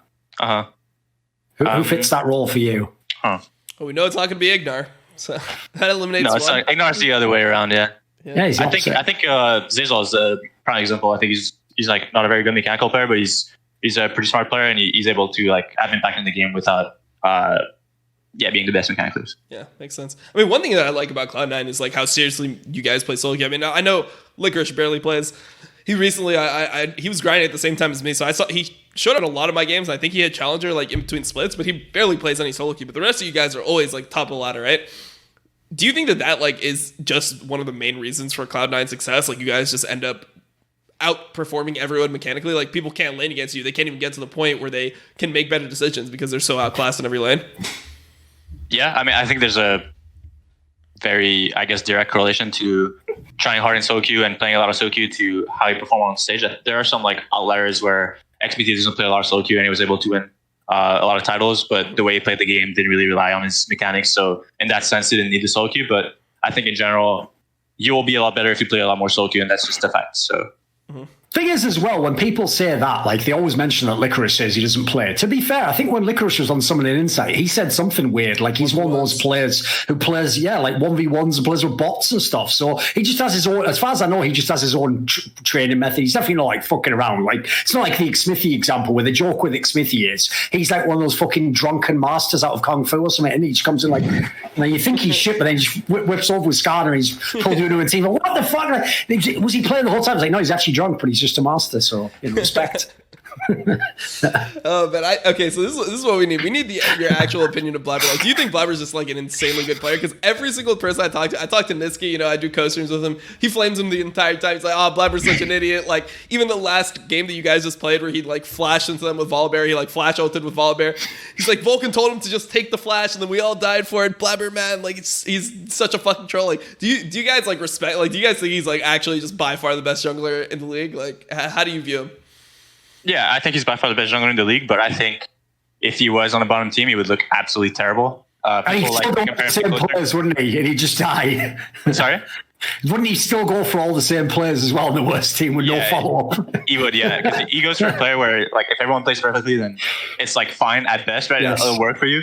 And then, people like to compare him to Closer, and they say, like, if Blabber was on GG, then he would probably look terrible. And I don't think that's that far from the truth. I think he does go for like these coin flip plays and these overreach, or he plays too aggressive. And with Cloud9, like we can pull the game back and it'll be fine. But if you're a bottom team, you fall behind, it's over. So I think he's very good for our team. He's able to like create plays and accelerate the game. He's able to, I mean, especially on Olaf, he'll farm and get strong, and he knows like his power spikes. He knows where to get strong, how to get it, and what to do with it. So he fits very well for our team. But yeah, if he was on a different team, I think he would see a terrible Inter. I think he's got the best possible solo laners for his exact style of play as well. Like, Licorice is like one of the most stable players. You can just play away from him all game long if you want. I know everyone's going to go, stable, he dies at the beginning of every game. He dies at the beginning of every game and doesn't lose the fucking game. That shows he's mad stable. He can come back from a deficit. Then his mid laner just follows him around the map all the time, just going, like, it's like his mid laner's like, yeah, let's go for this play. You're right. Yeah, go for that one as well. Yeah, let's go for this one. It's like he never says no. Like, I can imagine, mate, if you stuck this guy with like fucking... like Nuke Doc is his mid laner, you know, ridiculous ones. That's a pretty good example. And then some top laner who like only pushes 24/7 is going to feed or carry the whole game. Like, you'd win some games, but it could also be really bad. Everyone would look bad on that team, basically. So don't put him on Dignitas, is what I'm hearing. Don't put him with Huni in front. I mean, that goes for a lot of good players. Just don't put any of them on Dignitas. The joke is that's what the Dignitas owners thought. Don't put any good players on Dignitas. So. I mean, the thing that I guess I would like push back on here is like, do you think that that's just Blabber like identifying like and knowing like that he's on such a good team? Like, do you think that he can't read when he's in danger or when he's gonna like be taking like a ridiculous fight? Dude, he's never in danger. He's like fucking the end of Breaking Bad. He's like, I am the danger, and he just goes in to me like. Like, do you think it would be that extreme? I guess. It's hard to say. I think he's a pretty young player, so I think his judgment isn't perfect, so he goes for plays that backfire right in that sense. But yeah, he plays the game wrong and sometimes, but it's hard to say. Like, maybe he would push back and play differently if he had worse players. It's just hard to say. Yeah. Do you have like a system like because I mean, so for example in Fnatic, if you ever listen to their voice comms, I've cited it on the show before, it's pretty much Blippo and Hilly. No matter what happens, like somebody dies, somebody gets 100 0'd at the beginning of the fight, everyone's chunked to 10 HP, and then you have like Blippo and Hilly be like, all right, we can turn here, we can fight this, like look for the TP, all right, I'm looking for the angle, like all that type of shit. And then you have like Reckless and Nemesis be like, no, don't fight, run at all costs, just get out no matter what. Like, you have that type of dynamic within the team. Do you have people that like pull Blabber back within your team? Are you the one that's just sitting there like, all right, here boy, here, and then you just like, you're like treat, and then you just like get him to like fucking run back to you, or what? Like, how does it work? Oh, I just lagged. I can't like keep him back. So Blabber's the guy who's like, we can turn here. We can win this. Yeah, one second. My whole stream just died, so we didn't get the beginning of your response. So I'm assuming you heard what I said. Like, yeah, I did. Okay, perfect. Are we back? Yeah, I think we're back. Live, so you can just continue with whatever. Yeah, so I'm the guy who holds the leash and is like, Blabber, no, this is bad. And if you watch the brain check, you can see that. And like you were talking about the Volibear play in the bottom where we got Kara's flash and he kept going. I was like, no, this is enough. We got the flash. It's time to leave. Same thing for the Immortals game where we invaded the blue buff level 1, got the blue buff. And then me and Zven were like pretty chunked and we're like, okay, it's time to go. Blabber hits the QSC and he's like, I'm level 2, let's go. Yeah. And I ended up dying for it. Blabber died. So I'm the guy with the leash, but it doesn't have any impact at all. Do you think that it's just you're not firm enough? You don't yell loud enough? You're not like... I think he doesn't care. He just has to go. He doesn't hear anything. He blocks it all out and he's got the blinders on and he just goes in, doesn't he? Yeah, it's time to go. I'm going. That's what he sees. I think what Niski said was when he went in on that Lee Sin Q after you guys got the blue buff, he was like, yeah, nice, I baited the exhaust, and then like you're just dying for it. Like, yeah, the exhaust, nice. Okay, I'm dead. It's like, I think the funniest part is like, wait, like, do you actually think the exhaust matters in this lane? Like, is the exhaust gonna like dictate bot lane there? Like, I feel like the exhaust wasn't even like gonna do anything in the circumstance, but you know, who knows? Yeah, I mean, Blabber has a really hard time playing versus exhaust. He'll go in because he always like tries to still carry in team fights. Front to back is not an option. He's like ignore level almost in terms of play style. So whenever someone has exhaust, it's like, oh, what the fuck? He has exhaust? Shit, man, exhaust is so OP, man. Fuck. Mm-hmm. Yeah. Dude, I think the team I want to see, Dom, if you want to really test out what Blabber would be like, I want to see him play with fucking... We'll have Whippo and Caps at his solo laners. I want to see that team play because it'd either be the greatest team ever and they would style on everyone, or it would just feed so insanely hard. It would like, you wouldn't even be able to draft for that team. They would just destroy every draft completely. It's got to be one or the other, though. Yeah, if you had those particular players, that would be a fucking crazy. Yeah, put Hillsong on that team too, and then there we go. Why not? then your team is just a bunch of psychopaths. You could throw Karzi in as AD, and then you just have like the most insane team of all time. I don't know. I just always like I'm more just biased towards players like that. Like I love seeing players like Blabber play and just like ink the whole game away sometimes because. For me, that at least shows that you're not scared, and like you're like I feel like it's easier to rein people in than go the other way. Like how like I'll give you the example when we were talking earlier about like players. One we actually skipped over, we didn't address much, was Cody's son, who obviously Vulcan played with here. And actually, he's an example of a player where people probably misunderstand. Like I criticized him when he was on the first 100 Thieves because that was when, first of all, Aframu fell off a cliff, so he's like on his own, and then secondly, he would just do those massive ints in team fights, just through the whole fucking game, and it's like. Dude, as an AD carry, it's the one thing you can't do is just throw the whole team fight. We got to this point in the game, so you can carry this team fight, don't throw it. So the first time around, I agreed he should be removed. But I always thought he was an LCS level player because actually I think he fits the category you're talking about. Like he had clear upsides, they were just held down by the downsides, right? But the difference is you knew if you took away even slightly some of the downsides, you get nearly all the upside at that point in time. Like at that point, he's like for me, ever since he came. What was the team? Yeah, ever since Clutch, he's been like above average AD carry in LCS the whole time, as far as I can tell. Even 100 Thieves, like when he made finals. He looks pretty good now. Yeah, I mean, when they made finals with 100 Thieves, that first split after he left Immortals. The first one, yeah, sure. I already felt like he was like a good player. I mean, part of the reason why Afro was MVP, I felt like, was because he would get Cody's son through the lane, and Cody just like eliminated those weaknesses. He wasn't throwing the whole game. And if you remember that split, his damage percent numbers were like insane. It was like 45% of like his total team's damage or something like that. So like I'd much rather have a player like him than like Apollo, which isn't to hit on Apollo, but Apollo's just a known factor. He's going to play the way he plays. But like, what's the upside? The upside is just what he can do today. Cody's son is a player like someone inevitably is going to get the best out of him, and he'll become like a top player in the whole league. It's just when he gets on the right team eventually, you know. Yeah, I guess the way that I just view team building is just having like a good mix of players that have the aggression in them, and then players that are actually like smart about the game to like kind of lead them. That's why I think C9 is so good. That's why I thought Fnatic was so good, etc. Because these teams like have the perfect mix of players where they have like different viewpoints and they can play in different ways naturally.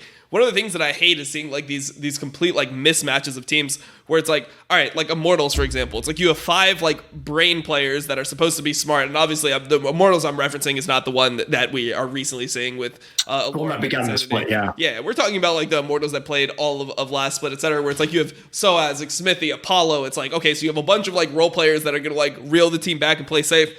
Where's your fucking firepower? Like, I feel like every team needs that firepower. So that's like one of the reasons why I feel like Cloud9 can be so good is because they have players like Blabber. Like, you can see Blabber taking over a game on world stage. You know, like, if he gets going, he's actually going to get going. It's not like, oh shit, he's going, but it's limited because like he's just playing against really bad players. Like, this guy knows how to like fucking carry a game. Like, and plus it's not the hardest thing in the world to get a lead with Olaf and then just snowball the game through dragons, right? Like, most people can fucking do that. So I mean, I just feel like that's part of the strength of Cloud9. That's part of the beauty of the team is that they have like the mix of a player like Zven who's super consistent, super like good all the time with a player like Blabber. It's like it gives them the ability to win early and win late. Don't you appreciate, Dom, that the same people who last year just kept saying, well, Team Liquid just wins because they have the 5 best players at every position, and then the same players now are just like Cloud9 just has all the best players. Like, they don't even have any of the same players. What are you talking about? Like, this is madness. You guys just take whoever the dominant team is and say they have all the best players. Like, it's so obviously the other way around because most of those players were playing against Team Liquid last year and you weren't saying they were the best. What do you think of Cody's son though, Vulcan?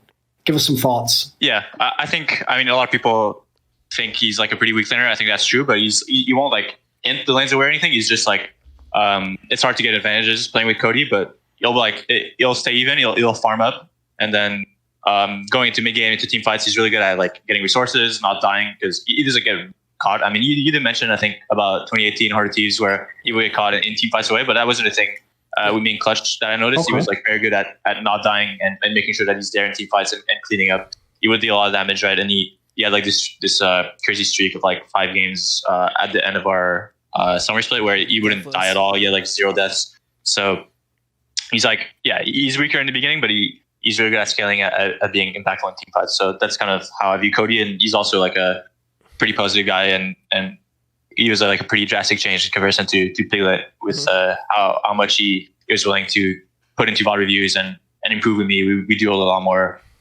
me and Cody together than I did with Piglet.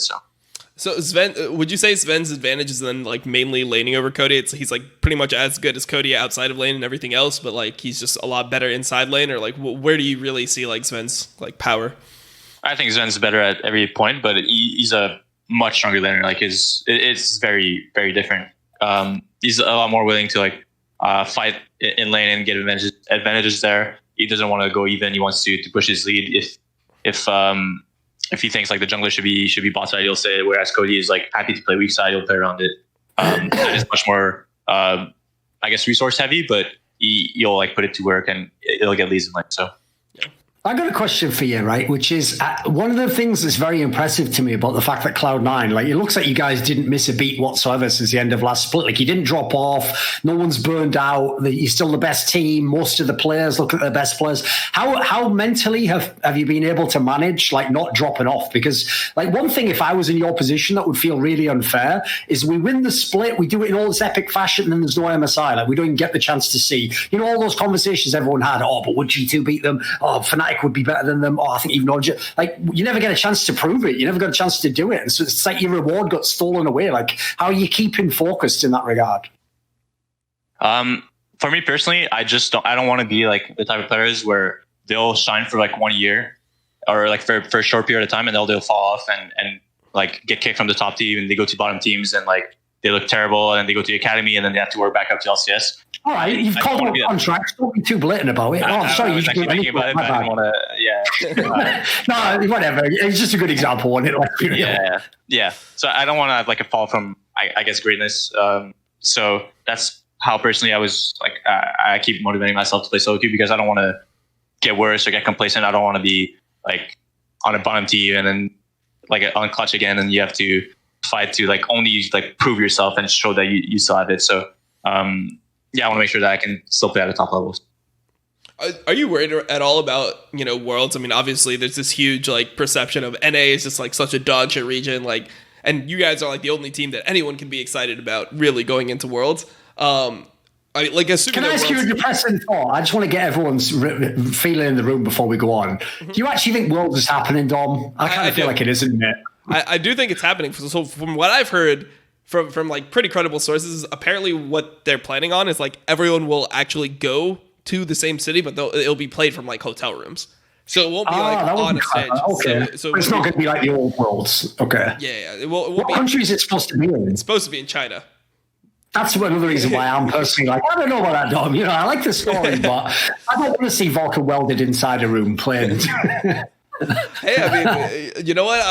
I'll fucking take it. You know, I need the Worlds for content when I need a fucking tournament at this point in time. Give me a break. I can't handle just watching everyone regional. Anyway, keep going anyway. What are you asking him? Well, I mean, essentially my question was like, are you at all like in the back of your mind, or you're like, oh, maybe we're not actually that good because our region's so dog shit? Like maybe we would actually be like the fourth best team in EU. Like how confident are you about the strength of your team due to like the fact that our region is so weak? I mean, looking at some of the LEC games, I've watched like the top teams play. I don't think they're like that far ahead of us. Obviously, they have more competition, so they're learning more and they're improving more than we are.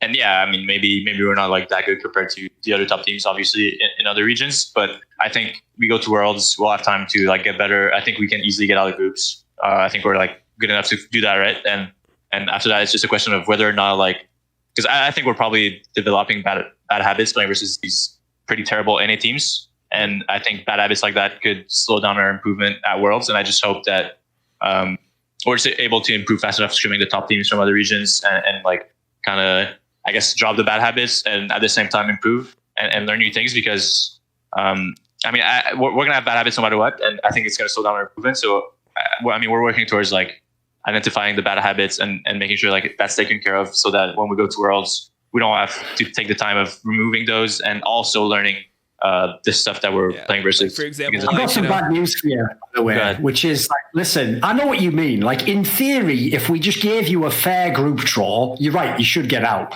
But you have to realize this might sound fucked, but people just haven't thought it through. Number one seed from NA is the death seed. And the reason why it's the death seed is because you can get in your group number 2 from China, number 3 from LCK. So if you get unlucky, mate, number 2 from China might be like IG, and then they just trip over and the Shy and Lucky just smash.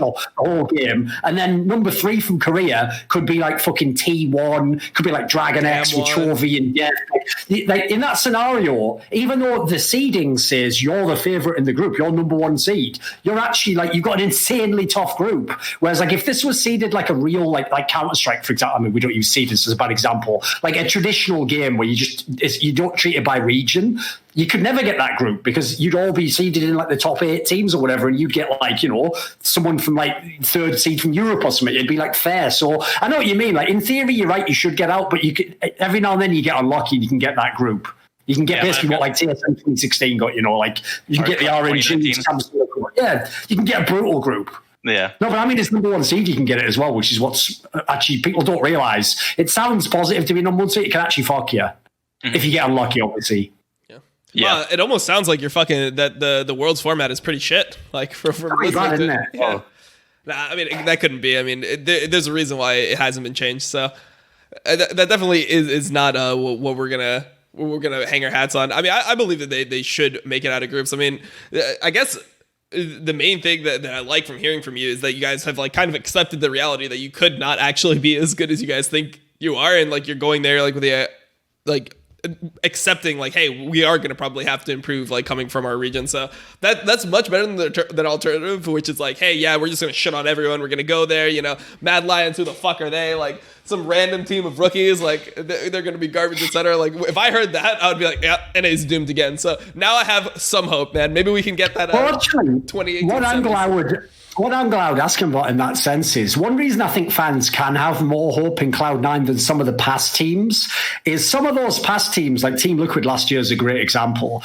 If you look at like the flaws they had in the structure of their team, like the same ways that made them really good or pointed to where faults in the team were, like the jungle, etc., and the fact they played fucking late game so much, right? In that world, it doesn't matter if they go to Worlds and they find out like obviously this is a more of an extreme example, but if you think like 2 years ago when it was like everything's through the solo lanes with all these flex picks and basically you just try and smash the other team in 20 minutes. Like, even if they'd known that was the meta, they couldn't have in scrims switched up and been the best team. Like, they had to pretty much go with what got them to that point in time. The difference from what I'm hearing about Cloud9 is it sounds like from the way you guys have practiced, all the different comps you've tried in LCS, in theory, I feel like your team would be one of the ones that could really make a lot out of whatever bootcamp you get before Worlds. Like, if you get 2 or 3 weeks to practice the Korean, the Asian teams, you could have a chance to catch up to their level.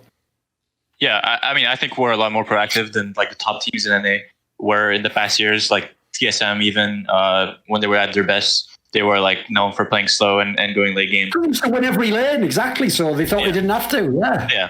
So, I mean, same thing for Team Liquid, right? They played late game only. So, I mean, we'll like try to win the games the same way, and we'll be proactive, and we'll probably have a better shot at like playing the LPL style compared to the LCK style, and then. Yeah, I mean, you've already got an LPL jungler, mate, so you're one step ahead of everyone else. We have that done already, and yeah, I mean, like playing proactive, even if like we're gonna play our style in scrims, and it's gonna be a lot more like fighting, and we'll get better mechanically just from that, and I think it will make our improvement a lot faster than if we played like a scrim. So. Do you feel like you gained anything from going to Worlds last year? I mean, I know obviously you guys got like a fucking impossible group. You guys went 0-6, like etc. But like, did you feel like just that experience like gave you kind of a like some, you know, lens into what it must actually be like to play like Worlds, like how good you need to be to, you know, get out of groups, etc.? Yeah, I mean, I think just the experience of like having done it already. I was like pretty nervous going to the games into SKT, right? Like playing against those players, and just like having done that already is really really good for me. And just playing scrims against like a team like G2 where at 5 minutes in, they go proxy you between turrets and you feel like there's nothing you can do. It was pretty valuable just as like opening my eyes to some of the plays you can do and also improving my laning versus some of the best players in the world. That's definitely valuable. And I think that's probably a big reason why I went from 5th to 1st in your support rankings. Yeah. Did you get were there any teams that you scrimmed? Because obviously you scrimmed the teams from the other groups. Did you scrim any of the like Chinese or Korean teams that just wreck you every time? It's like impossible to play them. Like, did you play IG or any of these teams? Yeah, we played IG once and it wasn't pretty. We did play down one though, and with success. They were trying out Garen Yumi, and I guess they weren't too good at it because I think we 3-2'd them in that scrim box. So that was like the Clutch one. took a set off them one. Yeah, we did. We also took a set off Splice. That's Yeah, we're talking about good teams. Yeah, what the fuck? Yeah, like we also beat a Taiwanese team. Like what? Like, Yeah, we used to bomb a J team. That one didn't do anything in the bracket stage either, right? Whereas Spice had like pretty close series with SKT. So yeah. yeah. I guess. I mean, one team. When they chose to put Matter in, just for a retirement lap or whatever. Also, Dem One had to play against G2. Like it's a pretty decent team there. It's true. That's true. It's true. But yeah, I mean, I guess one thing what I asked was like, were the players better or worse than you expected? Like when you went into them, like when you were going into like a fucking game versus Faker, were you like, oh shit, man, it's actually fucking Faker? I feel like that has to be a big moment for anyone. Were the players that you played against in that group stage just like, I mean, you played against Uzi too, right? So I mean, how was it playing against all those guys? Were they like super insane? Some guy who sit at the back of the lane in like the shadow cover and he's just drinking a drink slowly, waiting for the team fight. He wasn't on my screen range. I couldn't see him. But yeah, I mean, playing versus SKT, they were that good. We didn't have a shot at winning at all. Mm-hmm. Playing versus RNG, the game was a bit closer, but who's 1v9 obviously. And then Fnatic, I thought weren't as good as like they were made out to be. They took G2 to 5 games that year, right, in their regional finals. That was more of a matchup thing, in my opinion, than the matchy being as good. They just matched up well against them for some reason. Yeah, because I mean, our games were very close versus them, and we had like winning shots in both those games. Especially the second game where we kind of threw. And you guys were up like 5K in like 10 minutes or something. Or 15 and we were like a pretty bad team. We were not very good. And is it actually absurd though when you play against RNG that Uzi really does just like it's like you can't even meme it, like he really is just like, yeah, we're just playing up the whole time, like everything's through me the whole time. Yeah. Because you think to yourself, it must be exaggerated, right? You think in the game it's not going to be like that, but it really is, right? Mm-hmm. Yeah, I mean, he was sitting at our turret the whole game. He was like laning very far up, and it felt like we couldn't go on him because his team would be ready to have a counterplay. And like in mid game, they're always like giving him every farm. He's fighting every chicken camp on cooldown, invading a red buff, giving it to Israel. So yeah, I mean, you felt the easy pressure. I mean, I assume that from your perspective, it must have been really crazy that Fnatic actually got out of the group over RNG. Like you probably just thought that RNG, SKT were clear favorites in that group. Yeah, from the games that we played versus each of these teams, RNG looked a lot stronger. And I mean, if we had won that close game versus Fnatic, we would have knocked them out. So at least we would have done like one little thing in the world's groups. Like one thing stopping Fnatic from getting out of groups would have felt a bit better. But yeah. So basically, all I'm saying, Vulcan, is because of you, Uzi retired and never got to win Worlds. So I mean, you don't put too much of it on yourself. But he did everything he could. All you had to do was win one game. Is that too much to ask? Sorry, guys. Sorry, Uzi. He's crying somewhere now in China. How'd you rationalize that? Because I mean, it's obviously something you didn't expect. Like, how did you rationalize Fnatic ending up, beating RNG and getting out of the group? Like, what did you think happened? I have no idea. I mean, it seems like because it was they played like 3 games on the same day. I think they were able to figure out their problems, I guess, and they're a pretty clutch team with like experienced players. So I guess they just came together and had a crazy day. I mean, we had like a similar run where we weren't that good and we were able to beat like the top teams in NA or top teams. True. If you ignore TLM Command. So you beat TSM, yeah. True. Top teams. CLG was supposed to be decent at the time. True. Well, I mean, CLG is just like the same team as that's the reason why I think FlyQuest isn't that good. It's because CLG is just like, it's just a Power of Evil team, right? It's what I think FlyQuest should be now. I mean, Power of Evil, carries the game. He does the same things, but I feel like that type of team should not be the second best team. And I guess right now, no, of course not. Like, do you personally? I mean, I've talked to Niski a little bit, but do you personally think that like TL is the second best team, or like how do you evaluate these teams? Because there's a lot of conversation right now between like TSM, TL, FlyQuest, EG, like where to rank that. Yeah, who's the second best for you? I still think it's TL, even though we 5-0 them in scrims yesterday. They had a pretty tough time, but if you ignore that, I think TL has the better pieces. TSM does look pretty strong, but I think a lot of the plays they go for are kind of bad plays if the other team reacts to them well, and they'll go for plays where they risk a lot or they'll lose a lot if it goes wrong, and it should, or like plays that you can easily avoid. For example, someone warded behind, I forget who they play versus, but Biofrost dropped the ward behind the enemy lane as they were about to pressure turret. They walked up in lane, got TP'd on, all died. And it's the kind of plays where like it shouldn't happen. It's just a mistake from the other team.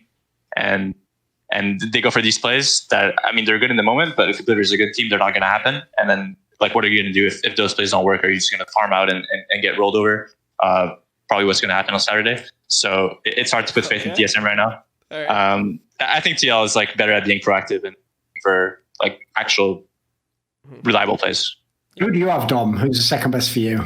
I still have FlyQuest for some reason. Like, I just think that FlyQuest is like a more solid team. They're not sexy, but they are legit. Let's be real. Yeah, even though TL will just be FlyQuest, I mean, TL got smashed by EG, and for some reason, the way that TL plays, it feels like they're susceptible to like being pressured. And I mean, I'm also kind of like biased when it comes to like junglers, you know. Like, I think that Broxa is like really, really underwhelming this split. It seems like he's kind of like risk adverse, and I never feel like he's going to actually pop off and carry the game. So when he plays against somebody like, Santorin, for example, if you're playing Graves into set, you're expecting the Graves to at least have like some like CS advantage over the set or like some type of pressure in some way. And you see Santorin just like, they go for this invade, they botch it, Impact dies, they TP back, Broxa dies, and suddenly, Santorin's 2-0 at like 2 minutes. It just doesn't feel like a team is going to be like that team is going to be able to win through jungle. And I feel like that's something that you need to do, especially in this meta. So I just don't have like that much faith in TL for that reason. I just feel like they're kind of like a shell of the mode of their old self. They feel like how they felt with Xmithie last year, I guess, kind of now, where it's like, oh, they're kind of consistent, like, but they don't actually do anything. So it worries me when they play a team like Cloud9. I don't see how they can ever beat a team like Cloud9, because even if they do get an advantage, I mean, we saw it in the game like 2 weeks ago, right?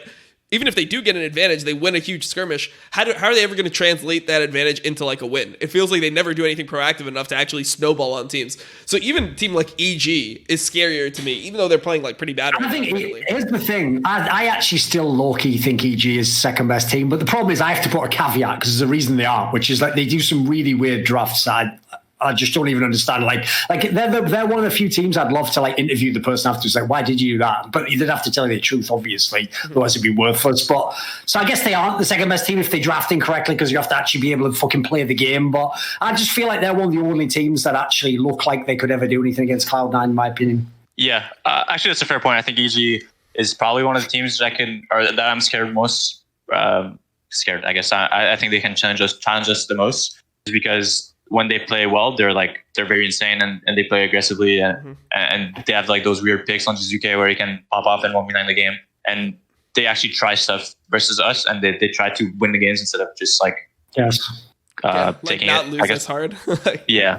I mean, I guess like when we talk about EG, instead of talking about it as like, oh, they do weird drafts, I mean, we're mainly just talking about Jizuke's picks. I mean, they just pick some stuff that just pick stuff that makes no exactly. Like, why was he on fucking Kog'Maw in that game? Like, what even is this pick? If you go into a game and you're like, oh, you could play against Jizuke Rise or you could play against Jizuke Kog'Maw. It's like, what the fuck? Like, why would you ever want to play against Jizuke's Rise over his Kog'Maw? When it's Kog'Maw, it's like, you want him to play on something where he needs to like play the lane intelligently and play super safe and then like poke from range. Like, he's just not that type of player. Like, that's just not. I would rather see Jensen on Kog'Maw any day than see fucking Jizuke on Kog'Maw. By the way, he's an example of a player where, again, if we had a coach as the guest, by the way, the first thing they would do is just like cover for the other coach, because they're all in a fucking conspiracy where they're all just like, but you can't know that. Like, maybe Jizuke says he wants that. It's like, then you're a bad coach, mate. Like, at some point in time, so if Jizuke goes like, right, coach, I'm just going to jump off this cliff, you just go, well, it's your choice. Far be it from me to tell you not to. No, you tell him like, you'll die, you idiot. So in the same scenario, if he goes, yeah, coach, I'm fine being put on camera, like, you just go, it's all right. I appreciate the sentiment, but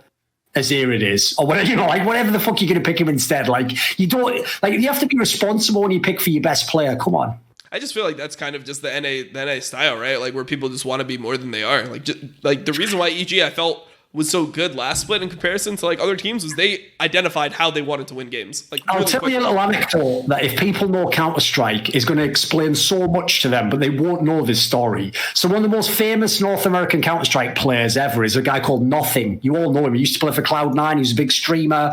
And what people might not understand is for most of his CS career, he started off, he was supposed to be like a blabber. He was supposed to be like, could be one of the best players in the world. He had mad skills, really aggressive, super sick aim. And what he eventually became was just an okay player. And even in NA, he wasn't the best player. He was almost never the best player. And one of the reasons why, because I knew this guy quite well for many years of his career, was if you ever talked to him behind the scenes, he didn't want to be, in Counter-Strike, he should have basically been like, an entry fragger, like a super high skilled, like aggressive player. You just create space for your team, you rush in there, you make plays. And then the idea is, the rest of your team has to play correctly around you, like Blabber does now in Cloud9. His problem was, it's like if Blabber was like, you know what, that's kind of a bit, it's a little bit tacky to play that style. It's a bit one-dimensional. I'm going to be the brain jungler. I'm going to sit back and I'm going to think this chess move. Yeah, and you imagine if he did that, right? Everyone can obviously see that right now in his career, it would make him worse. Like maybe if it worked out in the future, he becomes Score from Season 5. I doubt it, but maybe it's possible. But in reaching for that, it's like that old comment, like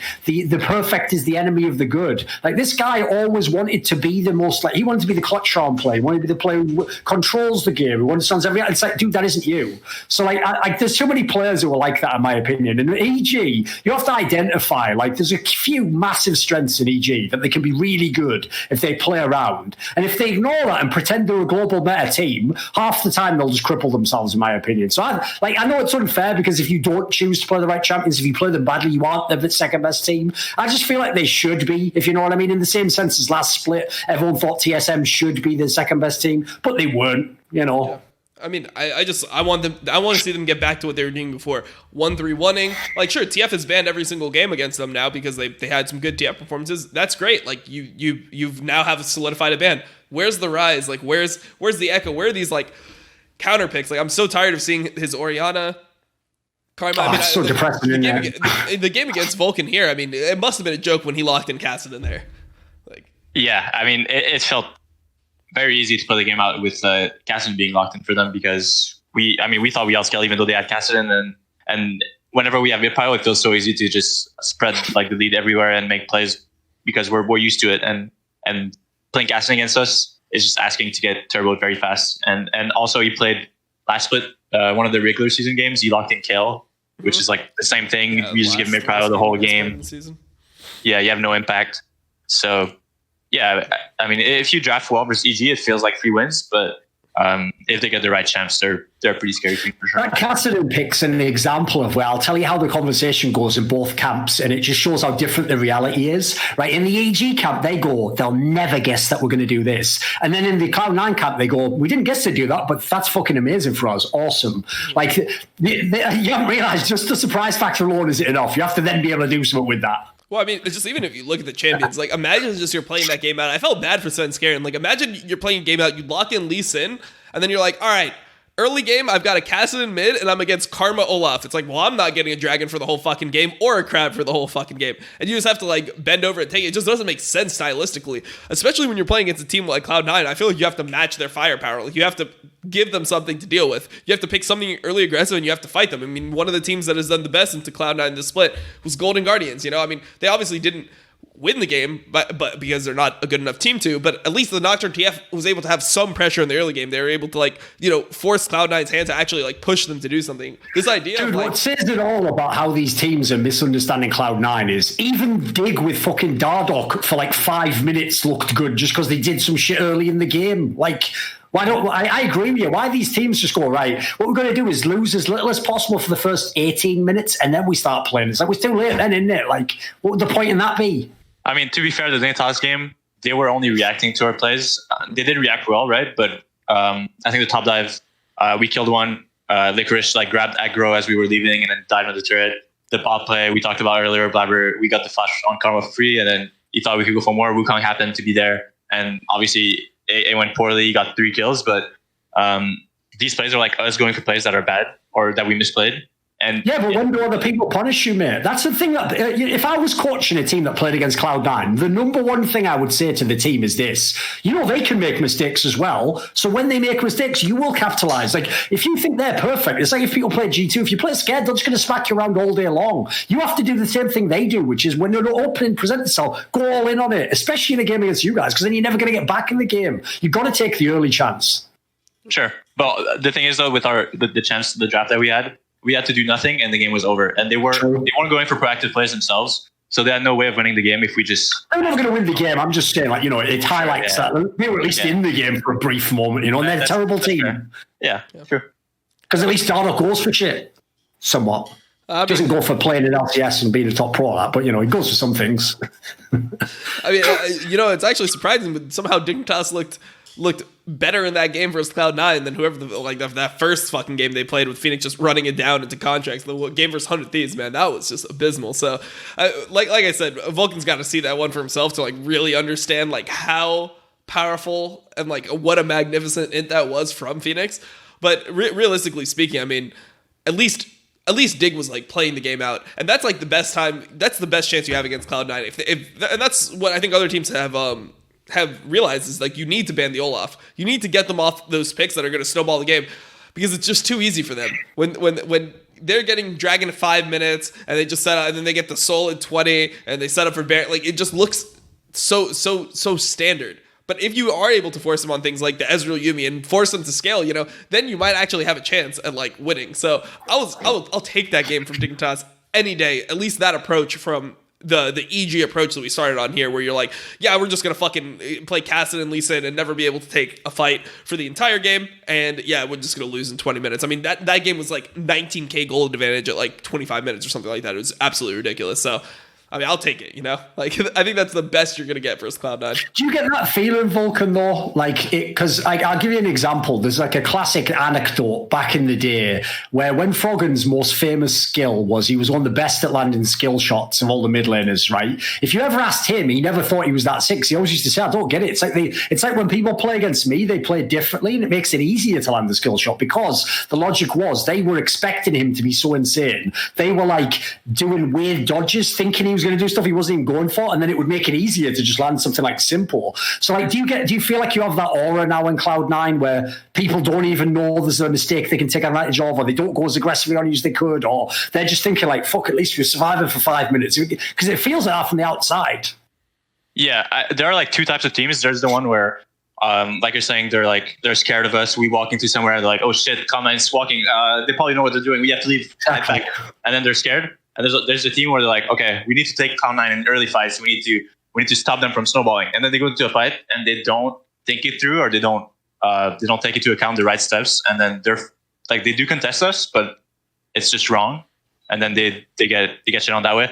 So yeah, I mean, it's hard to say because either you try to fight us and you're not like as prepared because we do it all the time and we're much better at it. It's our style, or you do nothing, and we know how to play versus teams that do nothing and try to like stay even. Because we've done it the whole year snowballing, and I mean, I think the teams that want to contest us need to fight us early, but they just need to get smarter about it. Yeah, makes sense. All right, well, I mean, we're an hour and 50 minutes. This has been a pretty long episode. This is normally where we open it up to our guests. If there's any topic that you wanted to talk about that we've missed, or anything that you thought we would highlight that we skipped over, we'll open it up to you. Like, the floor is yours, and if not, we can just wrap it up here. So, is there anything that you that stuck out to you? I'm good. I wanted to talk about Lyra not having a team, and I think he still wants to compete. Having talked with him, and I thought he was like really insane in carrying us in last year. So that I was able to talk about that. That's all from me. Yeah, and I guess on the Hooney point, I mean, you still think Hooney is a good player regardless of like how he's looked in like. He's an LCS level player. Let's be real. Yeah. You know. Yeah. I think he's still very good. He's a good mechanical player. From having played with him, he cares a lot about winning, even like whatever people think. Like, he gets the paycheck right, but that's good on him. I don't think that's sure. Like a bad thing, right? So he cares a lot about playing and about winning. He's still a competitor too. So yeah, both these players I think are seen in a bad light, and I wanted to say that they're really good teammates. So I guess that'll be the closing statement. You heard it from Vulcan here himself, his former teammates, Lyra and Hooney, that won to Worlds last split. They're still able to compete, and teams should be looking out for them. So obviously, thank you for coming on the show. I think it was a really good episode. You got a good amount of insight into Cloud9 and just like how NA functions in general. So thank you for coming on. Thank you for everyone for watching, and we will see you guys next time on the Crackdown. Peace out, guys. Bye.